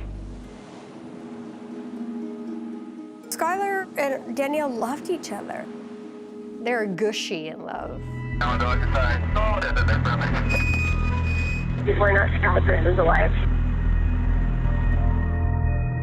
I think she really believed that they really had this into the movie fade to black type dreamy love. There was like nothing that could keep them apart. Skylar joined the Army. I'm so excited. Danielle was a junior in high school. You couldn't think of a perfect cheerleader. Bubbly. Thank you. Ooh. Outgoing. Today, pretty. La da da da da. That was Danielle. Danielle had it in her mind that she was gonna marry Skylar, and wherever he went, she went. He graduated from boot camp and they got married. Danielle was lonely. She was away from her friends, everything she knew. She loved Skylar, but she just said he's gone all the time. And he was. Skylar had been gone for 20 days out in the field training. When Skylar got home, he was so excited to see Danielle. Is she breathing at all? No. They love to go shoot their guns. Shoot that can. Danielle said it gave her power. Skylar bought her own rifle. She decorated it out. The husband has said that she's dead, and he doesn't want me going in to see her. My son picked up a loaded gun. Oh my God. He looked at it with the naked eye, did not see any ammunition in it. I'm a bad person. I'm a bad person. It went off.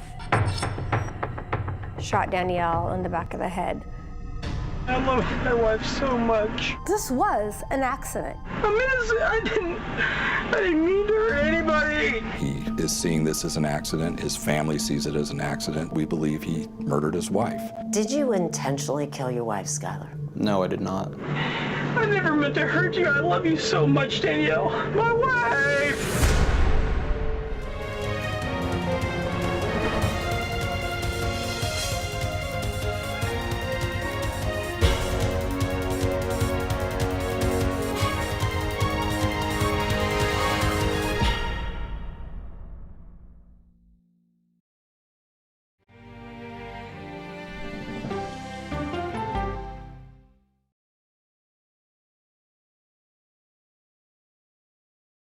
What happens when reporters take you inside the story? I've been asking for over a year and a half for access into this place, and this is the first time we're getting it. You get the all-new CBS Evening News every weeknight. This is CBS.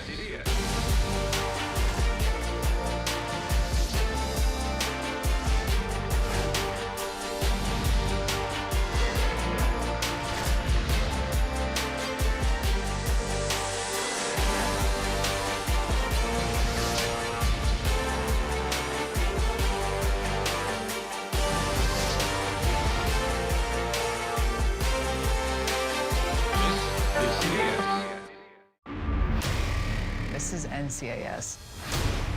You put on that uniform, you agree to protect the person next to you, no matter what.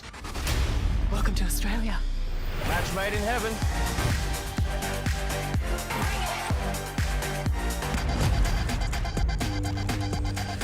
Watch out! Hey, hungry? Shout you a crock burger?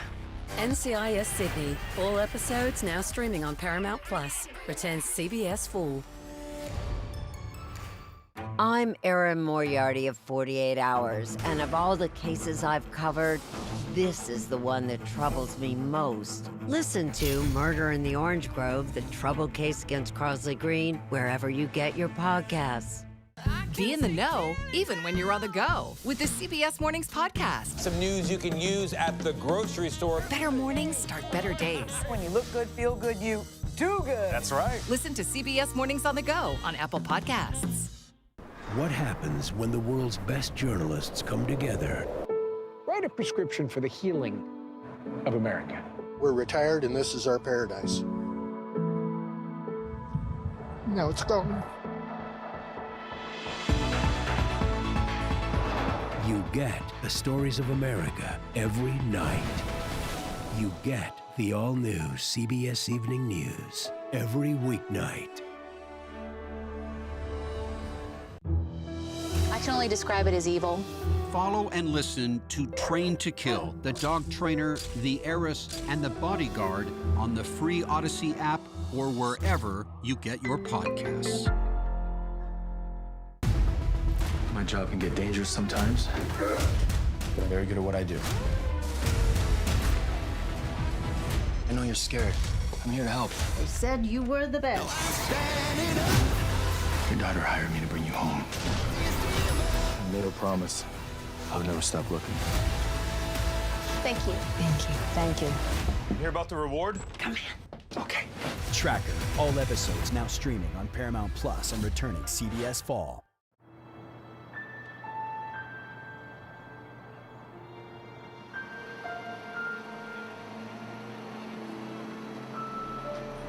It's a matter of State of Washington versus Skylar Nemitz, who is present in court.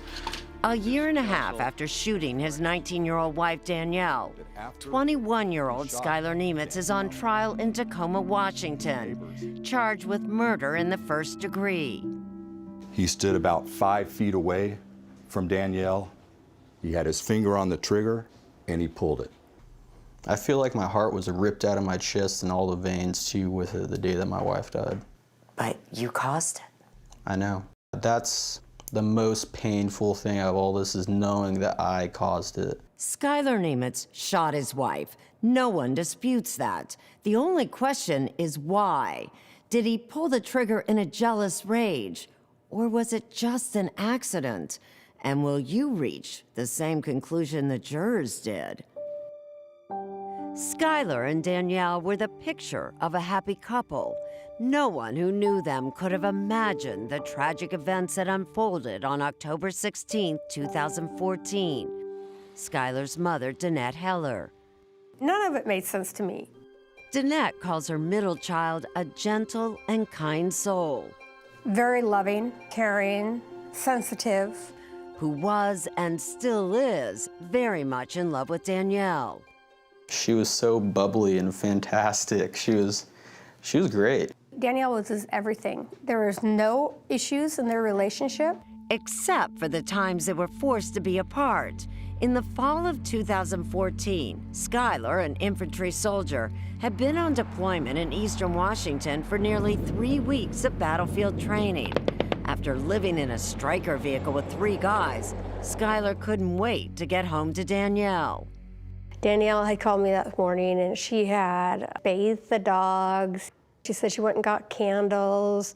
She was just so excited. On the afternoon of October 16th, Danielle was waiting at the Army base to drive Skylar home to their small 2-bedroom apartment. They ordered pizza to celebrate. I had a shot of Sailor Jerry's and a glass of Fireball with Red Bull. Were you drunk? I don't think I was drunk, but I would say I was buzzed and tired, but also in a great mood. But less than 3 hours later, everything suddenly went wrong. Why me? I love my wife so much. Why me? Hey, sir, were you notified you're being audio and visually recorded? That's fine. I'm not going to do anything. Okay. This is Skylar minutes after he was taken into custody. I've never been in trouble before. I've never hurt anybody. For the next 7.5 hours, Detective George, you want to come talk to me? Yeah, I want to. All right, Skylar, we're recording right now, okay? everything he said And this is the shit that happens to me. and everything he did was recorded What's it like in jail? by video cameras. The details of what led up to the shooting are sketchy, but according to Skylar, when he got home, Danielle's rifle was in their bedroom closet. He had given her the AR-15 assault rifle for her birthday. And she who knew how to handle that rifle, load the rifle, discharge it, clean it.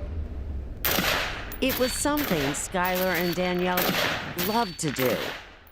Skylar grew up with guns, firing his first weapon when he was just a kid. The rules in my home when I had my children, your guns stay in your safe and always unloaded. And Skylar says those were the rules in his home as well. I'm always so big about gun safety. Always so big about gun safety. I'm the my friends because I'm so big about it. And then I'm the guy that it happens to. Sometime before 6 p.m., Skylar says Danielle brought the rifle into the small second bedroom and asked him to put it away. Danielle's computer was also in that room. When she sat down to finish some work, her back was to Skylar. Last thing I told her, I said, you're a very cute girl. Skylar, believing the rifle was unloaded, he says, picked it up and was checking to make sure when the gun went off. Danielle, how does this happen to people? Who the does this happen to? How the what the Danielle!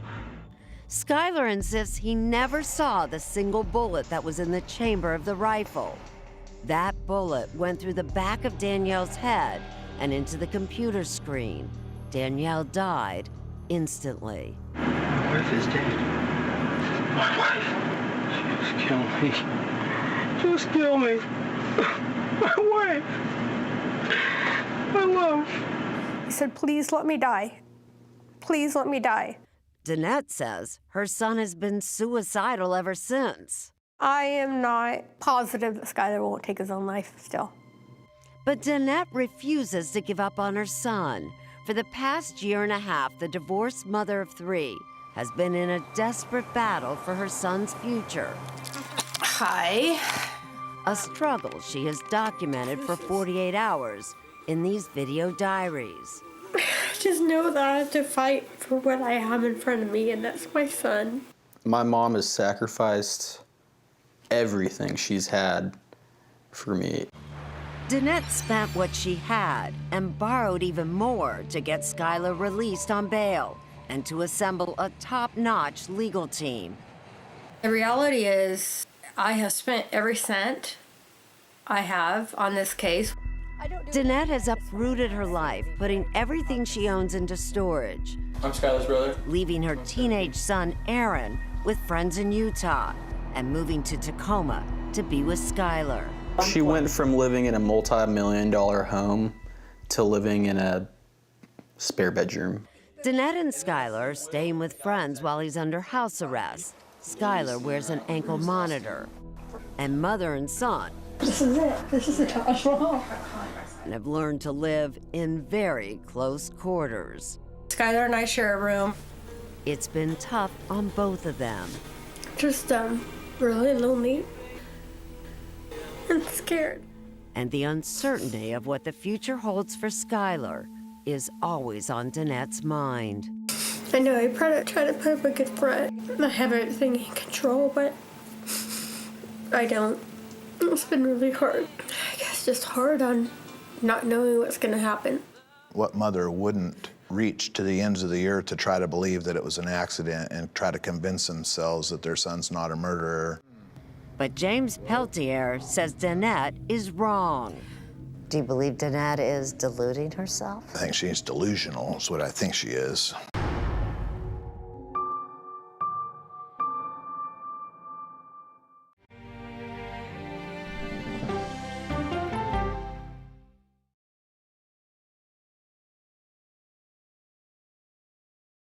What happens when you get conversation over conflict? I think they've taught me to have grace and compassion. When we follow the human side of the headline. I'm not asking that we ignore disability, rather that we do not ignore ability. When news takes you where the story happens. We've just crossed into Lebanon. When the world's best journalists come together to cover your world, you get the all-new CBS Evening News every weeknight. It's the most popular F word in Washington, fraud. Is it true that the Social Security number of just about every single American is available for sale on the dark web? An eye-opening 60 Minutes report. That's chilling. It's time for 60 Minutes. Your life is still a mystery. When your gut tells you something fishy's going on, there's almost always a 4-day-old carp lying around somewhere. Finishing this is the only thing that's important to me. Either way, the truth is coming out. Heading home? Who the hell are you, Madeline Matlock? Matlock. All episodes now streaming on Paramount Plus and returning CBS Fall. Sunday morning, we hail a driverless taxi, plus billionaire Barry Diller's revealing new memoir, and when trash becomes art, this Sunday morning. Politics isn't a game. When do consumers actually get to touch and feel a difference in their lives? Politics is about policy. So you would encourage Democrats to work with Donald Trump on an issue like healthcare? I'm a voracious consumer of information, and I'm impatient. I don't like to be spun. Do you know if there are active terror cells in the United States right now? To be moderator of Face the Nation means bringing the most powerful stakeholders to the table to become better informed.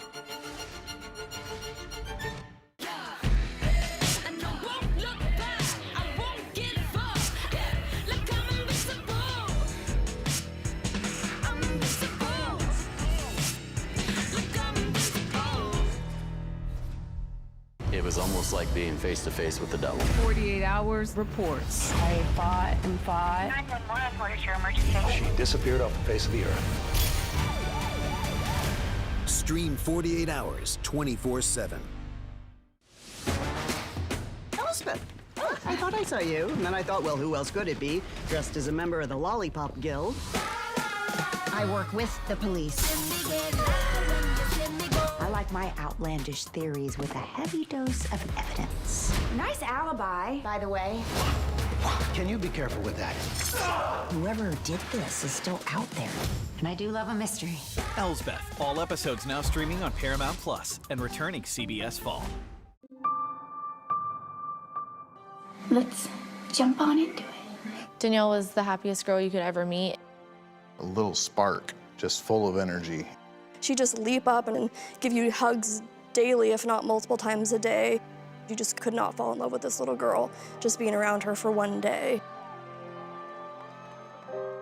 Before Danielle became Mrs. Schuyler Nemitz, she was a beloved high school student who adored everything about life, her friends, her family, and her two favorite high school pastimes, makeup. This is my makeup collection video. And cheerleading. She just shined out there. She was beautiful to watch, super energetic. Coach Erin Mikolai immediately cast 5', 100-pound Danielle as the flyer, the lucky one who gets tossed around in the air, a role she was born to play. And did she like being the center of attention? Loved it. Center of attention was where she belonged, for sure. It was attention Danielle wasn't really able to get at home. Her mom died of cancer when she was just a toddler. And so Danielle and her 3 siblings live with their grandmother in McKinleyville, California. Money was tight, and then when Danielle was 14, her grandmother died too. The kids then moved in with their stepfather. She was the type of girl that it's like you knew she had a hard home life, but you would never know it at the same time. She just didn't dwell in it. Danielle and best friend Michaela Yingling formed a special bond after both losing their mothers at about the same time. She was always happy. Like, I didn't know where she got it from. But deep down, she longed for what she was missing, says Coach Mikolai, and she went looking for it in boys. Every boyfriend was the one she was gonna marry. She always got very close with the families of the boyfriends that she had because they always were the most stable part of her life. But it was just that need to be loved and for that nurturing and that attention. And relationships would end, and the next one would start. In her junior year, Danielle found that next one on Facebook, a recent graduate from a neighboring high school who was about to join the Army, Schuyler Nemitz. I remember I fell in love with her just like that. I was head over heels like immediately. When Schuyler and Danielle met, I had never seen the sparkle in his eye that he had with being with Danielle and the love he had for her. Danielle shocked everyone when just a month after meeting Schuyler, she moved in with him at his mother Danette's home.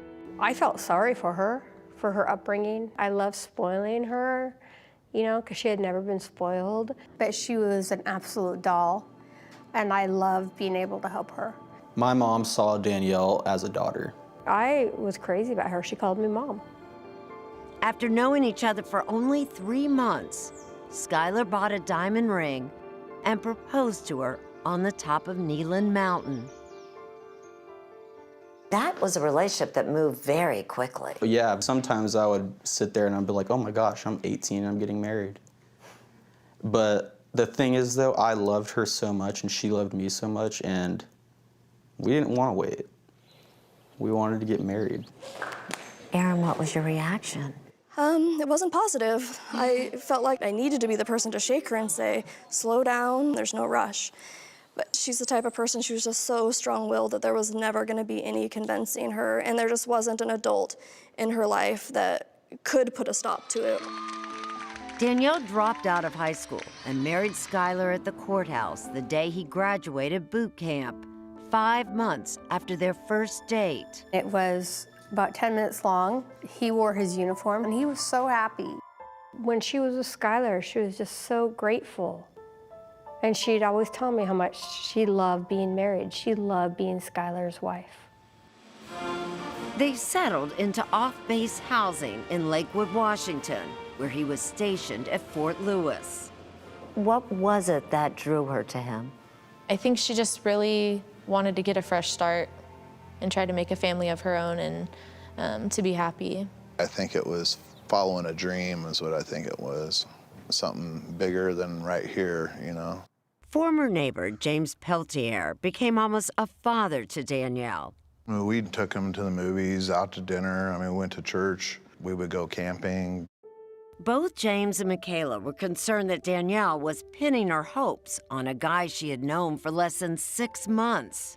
He took her away and they moved away so quick, like nobody really got to know him. A guy who seemed to have no interest in knowing them. He just, like, ignored us. I met him on 3 occasions. Even the few times Danielle and Skylar dropped by for a visit. Danielle was her bubbly self. Peltier says Skylar wanted no part of the conversation. I think I shook his hand and back to the car he went and he left. He says he let it go until he learned something he couldn't ignore. Danielle told him Skylar had smashed her cell phone in a fit of anger and then immediately rushed out to buy her a new iPhone. I sat her face to face and I said, I just need to know if there's any big problem, because all you have to do is tell me you don't want to be with him anymore. And I said, I can guarantee you the boy won't even come through that door. And she's like, no, I love him, I forgive him. Danielle enrolled in a local high school to finish her senior year, got a new puppy, and a new job at a granite counter company. But Michaela, who FaceTimed and texted her every day, felt something was not right. Did she ever express fear of Skylar?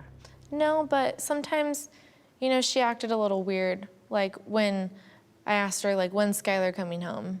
And she's like, oh, well, I have to clean this before he gets home. Like, I have to shampoo the carpets and make sure everything's just, like, in perfect order. Is that because she wanted to do that, or she felt she had to do it for him? I don't think she wanted to do it. I think he was forcing her to do that kind of stuff. I just had a feeling, like, in my gut. When was the last time you talked to her? The night she died. Skylar had just returned from a grueling 19-day training mission in Yakima. It was around 5 p.m. We were FaceTiming and she was sitting at her computer desk. Skylar was in the background on the couch and she, like, ran over to him and, like, jumped on his lap and was acting all happy that he was home. And did he talk? Could you see whether he was in a good mood? He seemed like he was in a good mood. Do you remember the last thing she said to you? She was just said that, I love you so much, and I can't wait to talk to you next. They hung up. And 12 minutes later, Danielle Nemitz was dead. Is she breathing at all?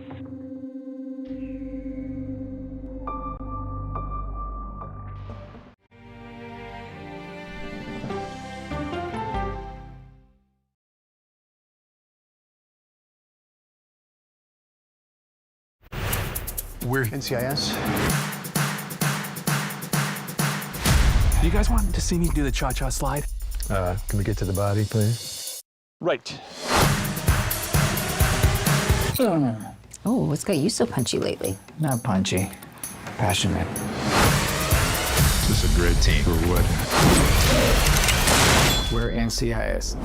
NCIS, all episodes now streaming on Paramount Plus and returning CBS Fall.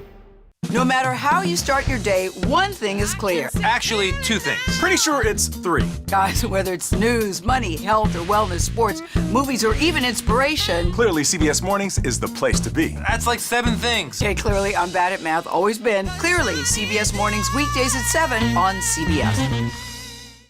We can start whenever you're ready. Ready? Yeah. No, stop! Wrong pedal, wrong other pedal! Oh, he's in a wheelchair! What do you want? Not stop the car! That's a kid! Kid!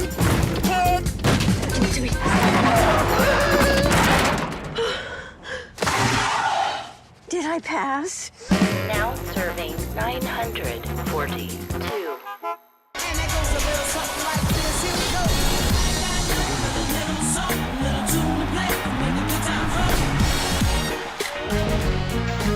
Go to the ends of the earth. We'll hit the heights. A great adventure together. And reach for the stars. Star power. I like it. So cool. But wait, there's more. Experience thought-provoking. Something that's undeniable. With mindfulness. Innovative. Magical. It's like being a child. And truly original reporting. God, you do your research. I tell a good story. Because there's always something new under the sun on CBS Sunday morning. Hi, CBS. I'm Tom Ellis.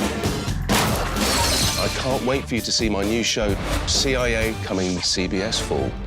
What happens when the world's best journalists come together? Write a prescription for the healing of America. You get the stories of America every weeknight. You get the all-new CBS Evening News. When everything's on the line, real heroes rise to the occasion. Or die trying. We're firefighters. We're gonna find a way to get you out of here. We take the hits together.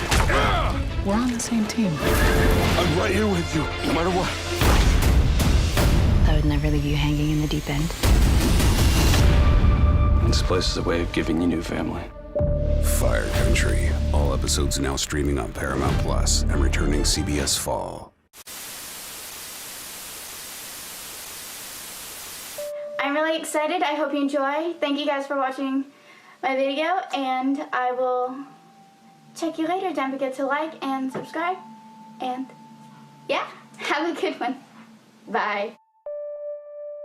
James Peltier will never forget the last time he saw the girl he loved like a second daughter. She come through the door and just come running over to me, jumped in the air, gave me a big old bear hug. What is the hardest part, James? Not hearing her voice, not seeing her. James and his wife Sam plan to attend every day of the trial, hoping to find justice for Danielle. As soon as I knew he had shot and killed her, there was no doubt in my mind that it had to have been purposeful. I mean, who takes a gun and points it at somebody? Why are you pointing a gun at somebody? It's clear that he's an expert when it comes to handling firearms. Too much of an expert to make such a mistake, says Deputy Prosecuting Attorney Greg Greer. By the time he's in the Army, he's building AR-15s. It's clear he's obsessed with guns. How could it be accidental, considering his expertise with firearms? The detectives doubted Skylar's story from the beginning. Okay, I'm good with weapons. I've used weapons a lot, okay? But this time That's just it. I don't think you'd violate those safety rules to the back of your wife's head if you really loved her. You mind if you were pissed off? That direct hit, dead center to the back of Danielle's head, seemed more like an execution than an accident.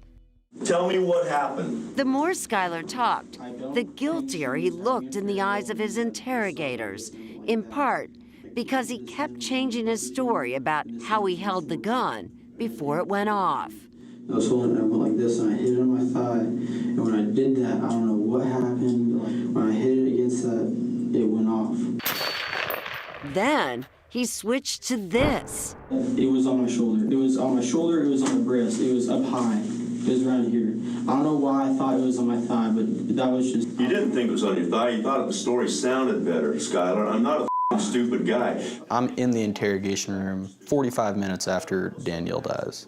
And I'm trying to figure it all out for myself. My mind is just destroyed. I don't remember where the hell they were. I don't know where they were. But Greer says Skylar's actions speak louder than his words. The strongest evidence, believe it or not, is what he does immediately after the fact. Skylar didn't call 911. A neighbor did. And there wasn't a single drop of Danielle's blood on him. A clear sign that he didn't try to save or even comfort her, says Deputy Prosecuting Attorney Jared Osser. He doesn't render aid at all. He never checks on his wife.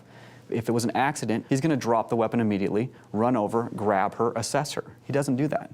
She wasn't alive. Skylar, sitting with his lawyer, told us in his only interview, not holding Danielle is something he regrets to this day. I wish I would have held her. Why didn't you? I was scared. I was freaked out, and I didn't know what to do. I seriously didn't. My brain I was not all there. Good morning. Please be seated. But at trial, Greer hopes to show that Skylar knew exactly what he was doing. This is a case about control. Greer uses Skylar's own texts to paint him as an angry, controlling husband who wanted Danielle to know he was in charge. Danielle, what the f***? We have Amazon. You don't need the Prime shit. Come on. Can you ask before you with my money? Thanks. You're an idiot. Who talks to their wife like that at any stage of their marriage, much less the beginning stages of their marriage? Someone consumed by jealousy, says Greer. In one text, Skylar accuses Danielle of going on a date with Jeremy Henry, an old friend from high school. Danielle writes back, "You have either insecurities you need to work on, or you don't trust me when it comes to hanging out with Jeremy." I think that this truly was her friend from high school. I think everything was just in the mind of Mr. Nemitz, that he believed the worst, and it got to him. Greer says Skylar erupted in a jealous rage the day he got home from training, believe it or not, over those bottles. It's the most significant aspect of this case is going to be 2 bottles of alcohol. And this is the state star witness, Skylar's Army buddy, Anthony Foss. He was supposed to buy the 2 bottles of alcohol for Skylar. I was going home early, a few days before the rest of the guys, so he asked if I can buy alcohol for him because they weren't 21. Turns out Foss did not get the alcohol. Too busy, didn't do it. Danielle panics somewhat because she needs to get this. He really wants this alcohol. So Danielle gets 2 other guys to go with her to buy the alcohol. One is her old friend, Jeremy Henry, but Skylar had no idea until he went to thank Foss for the alcohol. And Foss gives a look and says, "I didn't buy that, and you know who did." Foss claims Skylar got visibly angry. He was mad because she lied about how she got the booze, because Mr. Foss didn't get it for her like he promised. And while Skylar may have appeared in a good mood on that FaceTime call between Danielle and Michaela, prosecutors believe he was hiding his anger, lying in wait like a well-trained soldier. He waited for her to get off the phone and shot her in the back of the head. This was an act of rage. You were mad for some reason, and you shot her. No, I'm mad at my wife. And then you went and tried to hide everything. Skylar had told police he stashed the gun back in the closet, emptied the bottles of alcohol, and threw them off the balcony. The police believed he wanted to get rid of evidence linking him to a motive. Throw the gun in the closet like it didn't happen. Oh, it didn't happen. All gone. Skylar knows it looks bad, so he's about to do something defendants rarely do. I can live with I'm the reason Danielle died, but I can't live with being called a murderer.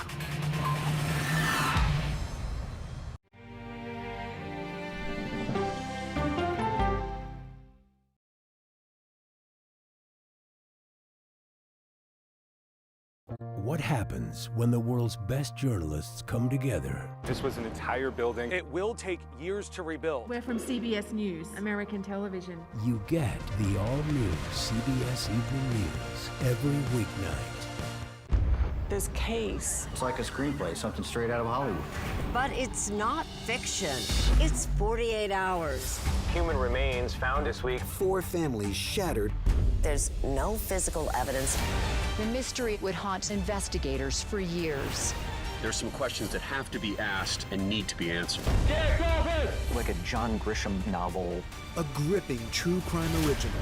48 Hours. Now streaming on the free CBS News app. No matter how you start your day, one thing is clear. CBS Mornings is the best way to start your day.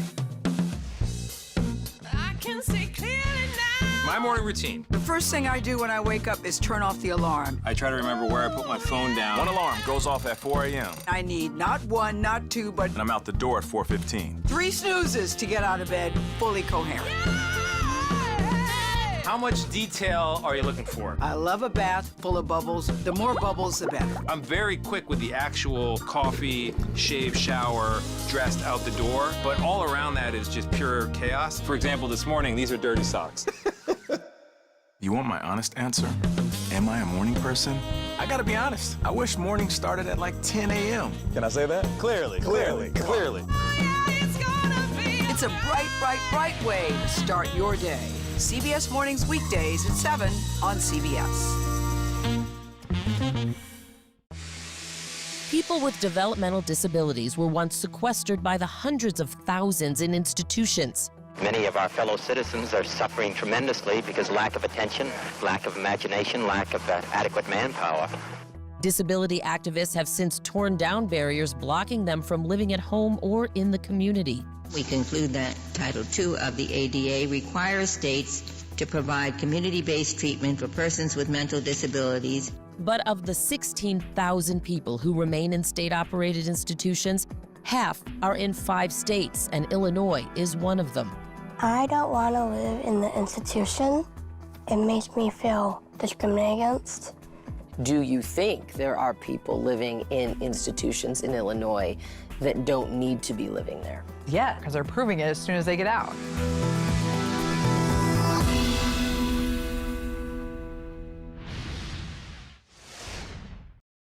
What happens when we follow the human side of the headline? I was in tears. Life is a little bit different now. It's gonna take a while to get used to.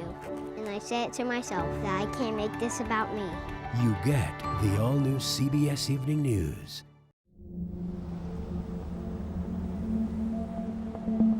Danette Heller still remembers waking up in terror one autumn night in 2014. I had a horrible dream that Danielle shot Skylar in the head.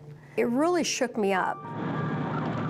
A month later, that horrible dream became a terrible reality. Only it wasn't Danielle who pulled the trigger. It was Danette's son. And as the detective who broke the news put it, it didn't look good for Skylar. He goes, your son's going away for prison the rest of his life. Danette believes the detectives had their minds made up the minute Skylar walked into that interrogation room. They found him guilty within hours without investigating. I don't know if you're trying to accuse me of killing. I understand I killed my wife. I killed my wife, okay? I killed my wife! I'm just trying to figure out why. Danette knew she was in for a fight and went looking for the best criminal defense lawyer she could find. Okay, all right. She chose Michael Stewart.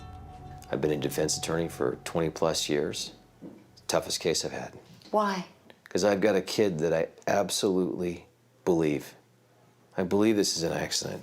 And the facts and the circumstances around it look bad. He knows the challenge will be convincing 12 jurors that a highly skilled soldier with years of weapons training could make such a fatal mistake. The state wants you to believe that a dead, tired kid could never make a mistake. It had to be intentional. Because nobody makes mistakes with guns. But Stewart is able to get the state's own gun experts to admit on the stand that mistakes can be made. It's not always easy to tell when the AR-15 rifle is loaded. If the order is not followed precisely, you can easily load a weapon thinking that you are actually clearing it, correct? Yes. You put a gun to your shoulder and you pull the trigger. Next, Stewart takes aim at the contention that Skylar shouldered the gun when it went off. I don't know. Stewart says the investigators pushed Skylar to admit that, as Skylar was struggling to remember what happened. I thought it was on my thigh. Yeah. He told the police that he had it down low, and then he said it was around here and around here. I think it might have even been on my breast or my shoulder. I don't know. They're ratcheting you into a story that makes it fit how they view a case. Defense forensics expert Kay Sweeney testifies that Skylar was not shouldering the gun. What do you believe the height of that bullet was? 46.5 inches above the floor, approximately.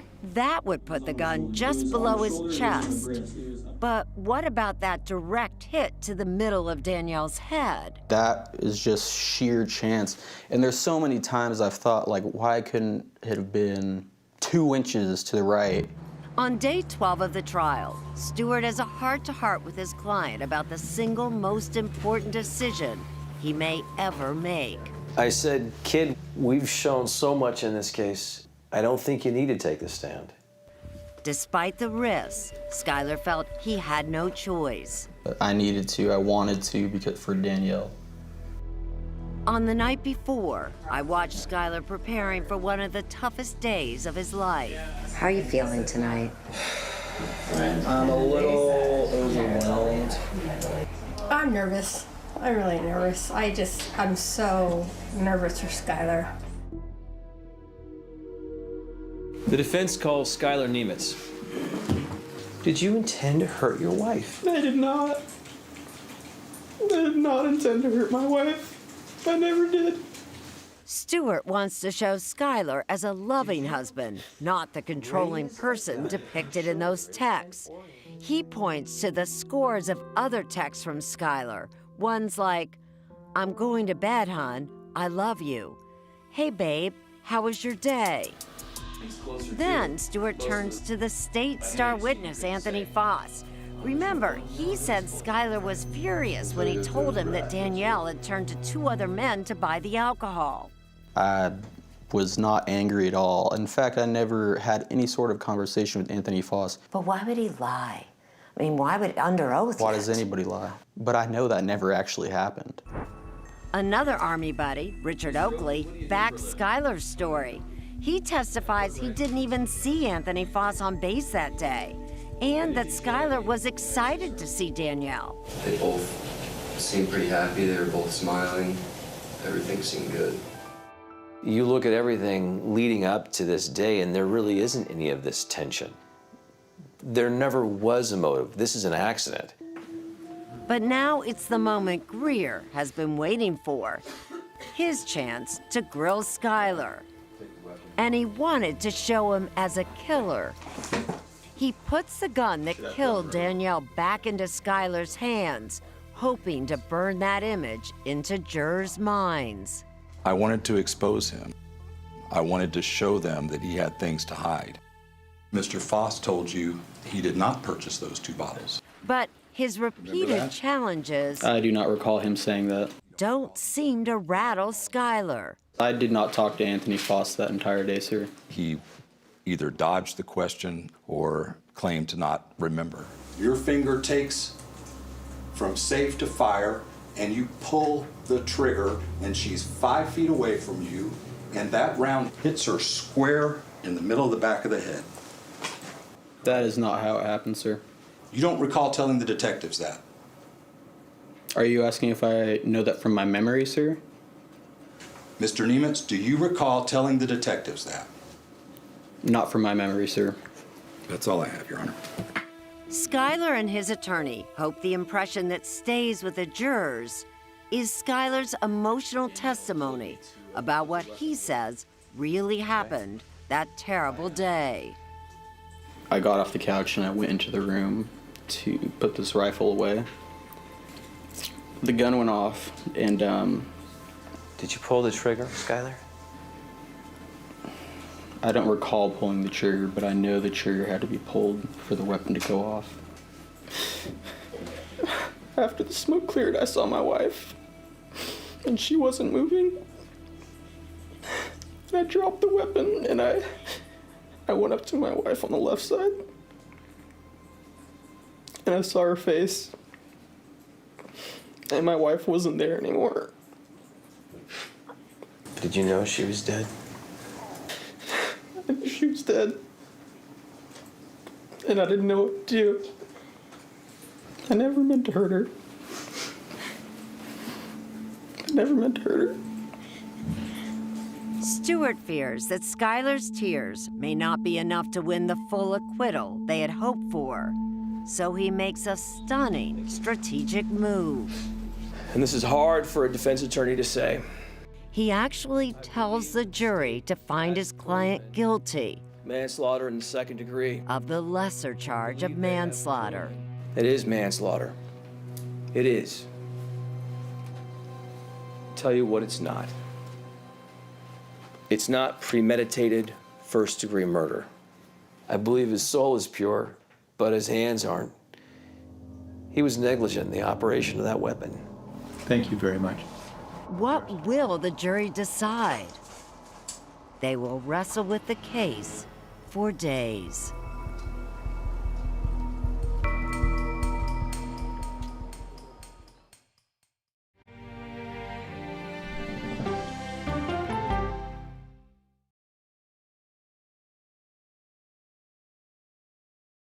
CBS Mornings is clearly fun. Money saving. Dollar Jill's here to tell us what it means for you. Clearly delish. So what's on the menu today? Clearly, CBS Mornings weekdays at 7 on CBS. What happens when the world's best journalists come together? Write a prescription for the healing of America. We're retired and this is our paradise. Now it's gone. You get the stories of America every night. You get the all-new CBS Evening News every weeknight. This is CBS.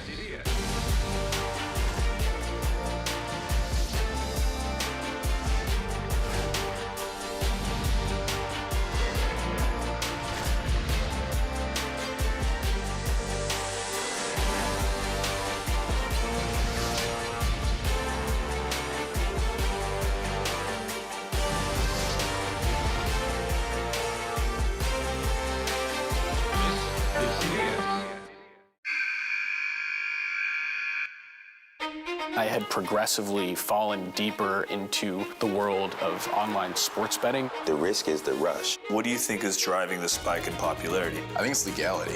If it's legal, I'm gonna use it. There are ways to bet when you are 18. We've created an epidemic of child gambling. You can't walk into a male dormitory in a college campus without sports betting happening. It's America's most neglected problem. I use sports betting as a way to escape, when in reality, I'm choosing self-destruction. Whatever I had left, it was gone. The purpose of the industry is to get you to play to extinction. And that means until all your money is gone.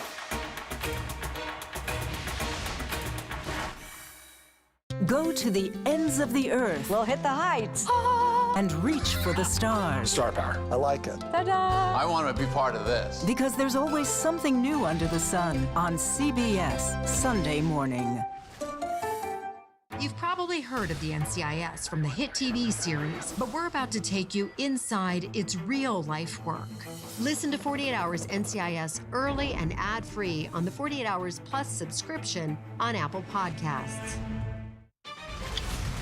Okay, let's go. You guys good? Start at the beginning. All right, we good? Keep going. The clock, it's ticking. Off we go. 60 minutes. Is this what you want? 60 minutes. 60 minutes! It's time for 60 Minutes, Sundays on CBS.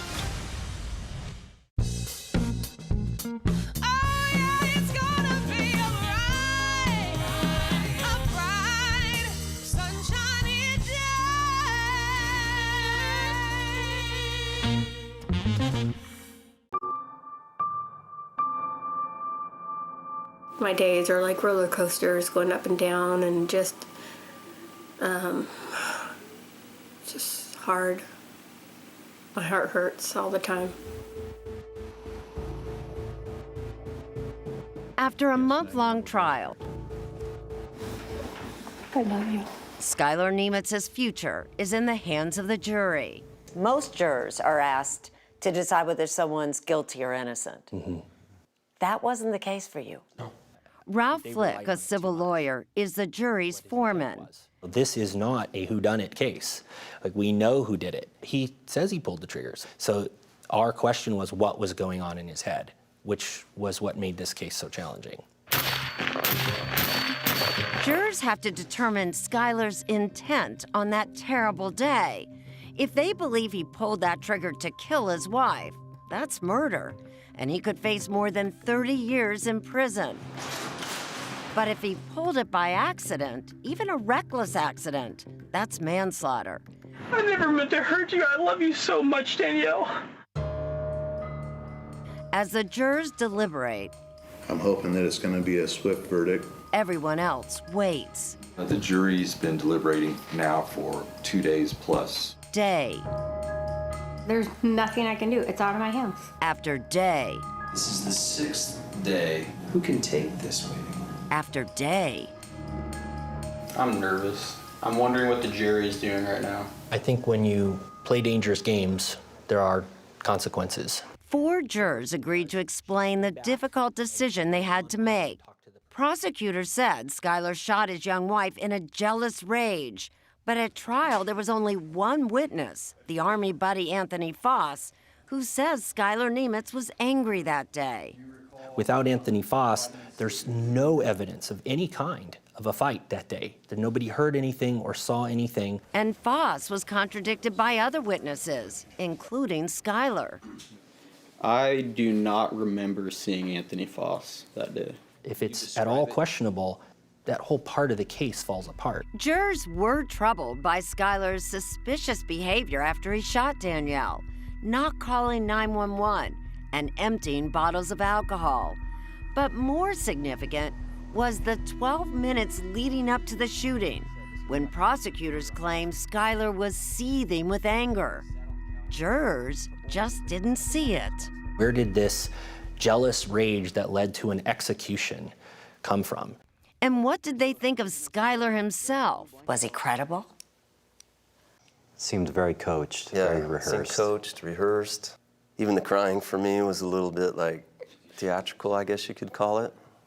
I thought he was so unreliable every time he spoke that I don't really think that his testimony hurt him or helped him. It was really hard to believe him, anything he said. But what troubled jurors most was how Skyler, a firearms expert, could make this kind of mistake. Brad Hardesty is a retired Army soldier. Never point the weapon in the direction of anybody and pull the trigger like that, believing that it's unloaded. To me, there was one key fact in the whole case. Did Skyler know or did he believe that there was a bullet in the chamber? So jurors did their own test, recreating what the state's gun expert had demonstrated in the courtroom. Was it possible that Skyler thought the gun was unloaded? Yeah, absolutely. I believe so. A round could have been in the chamber, and Skyler pulled back on the charging handle. Nothing came out.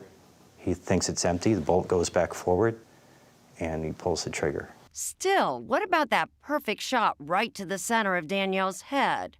Now, you might believe that it's not or it's unlikely, but it still could have been. It's a reasonable conclusion that it could have been a mistake. If they could have given me one good piece of evidence that proved that there could have been intent, I might have taken that and said, well, it's good enough for me, but it wasn't there. After 7 long days, the jurors finally agree on a verdict. When the verdict form is handed to the judge, there is nothing like it. That moment, when you know what your fate is going to be, wow. Find the defendant guilty of manslaughter in the 1st degree.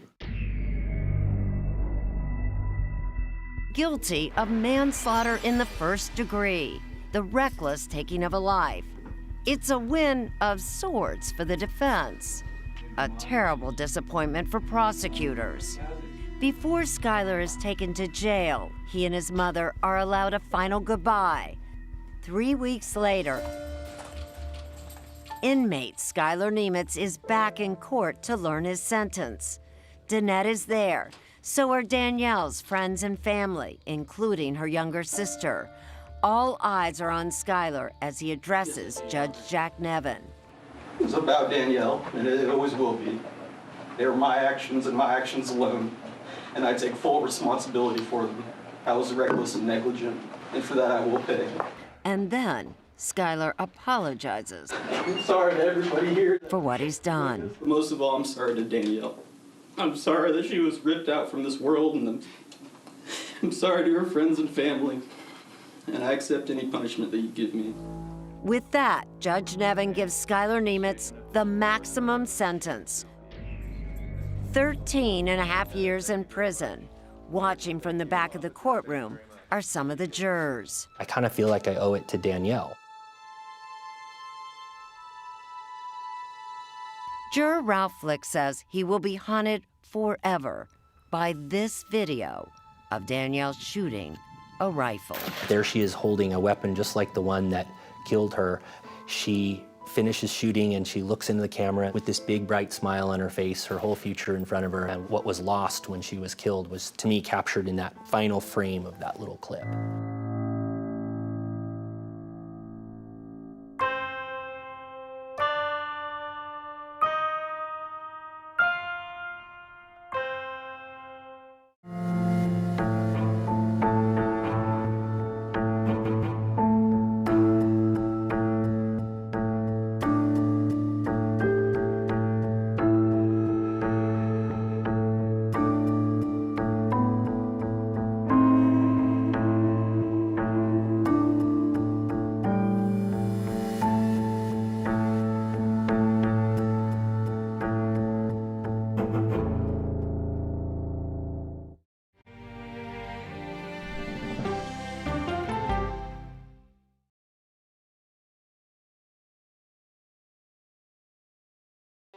What happens when you get conversation over conflict? Anyone that doesn't agree women should be in the submarine force has to ask themselves why they would think about that. I think they've taught me to have grace and compassion. When we follow the human side of the headline. Life is a little bit different now. It's gonna take a while to get used to. And I say it to myself that I can't make this about me. When we put people before politics. What would happen if it was harder for Mexican residents to come over to work in Presidio? I think we'd be in serious trouble. Are you okay, ma'am? What happens when you experience the story? I'm shocked at how devastated this neighborhood is. How bad is it in your house? Look at it. When news takes you where the story happens. We've just crossed into Lebanon. Here in Chicago. Hollidaysburg, Pennsylvania. When the world's best journalists come together to cover your world, you get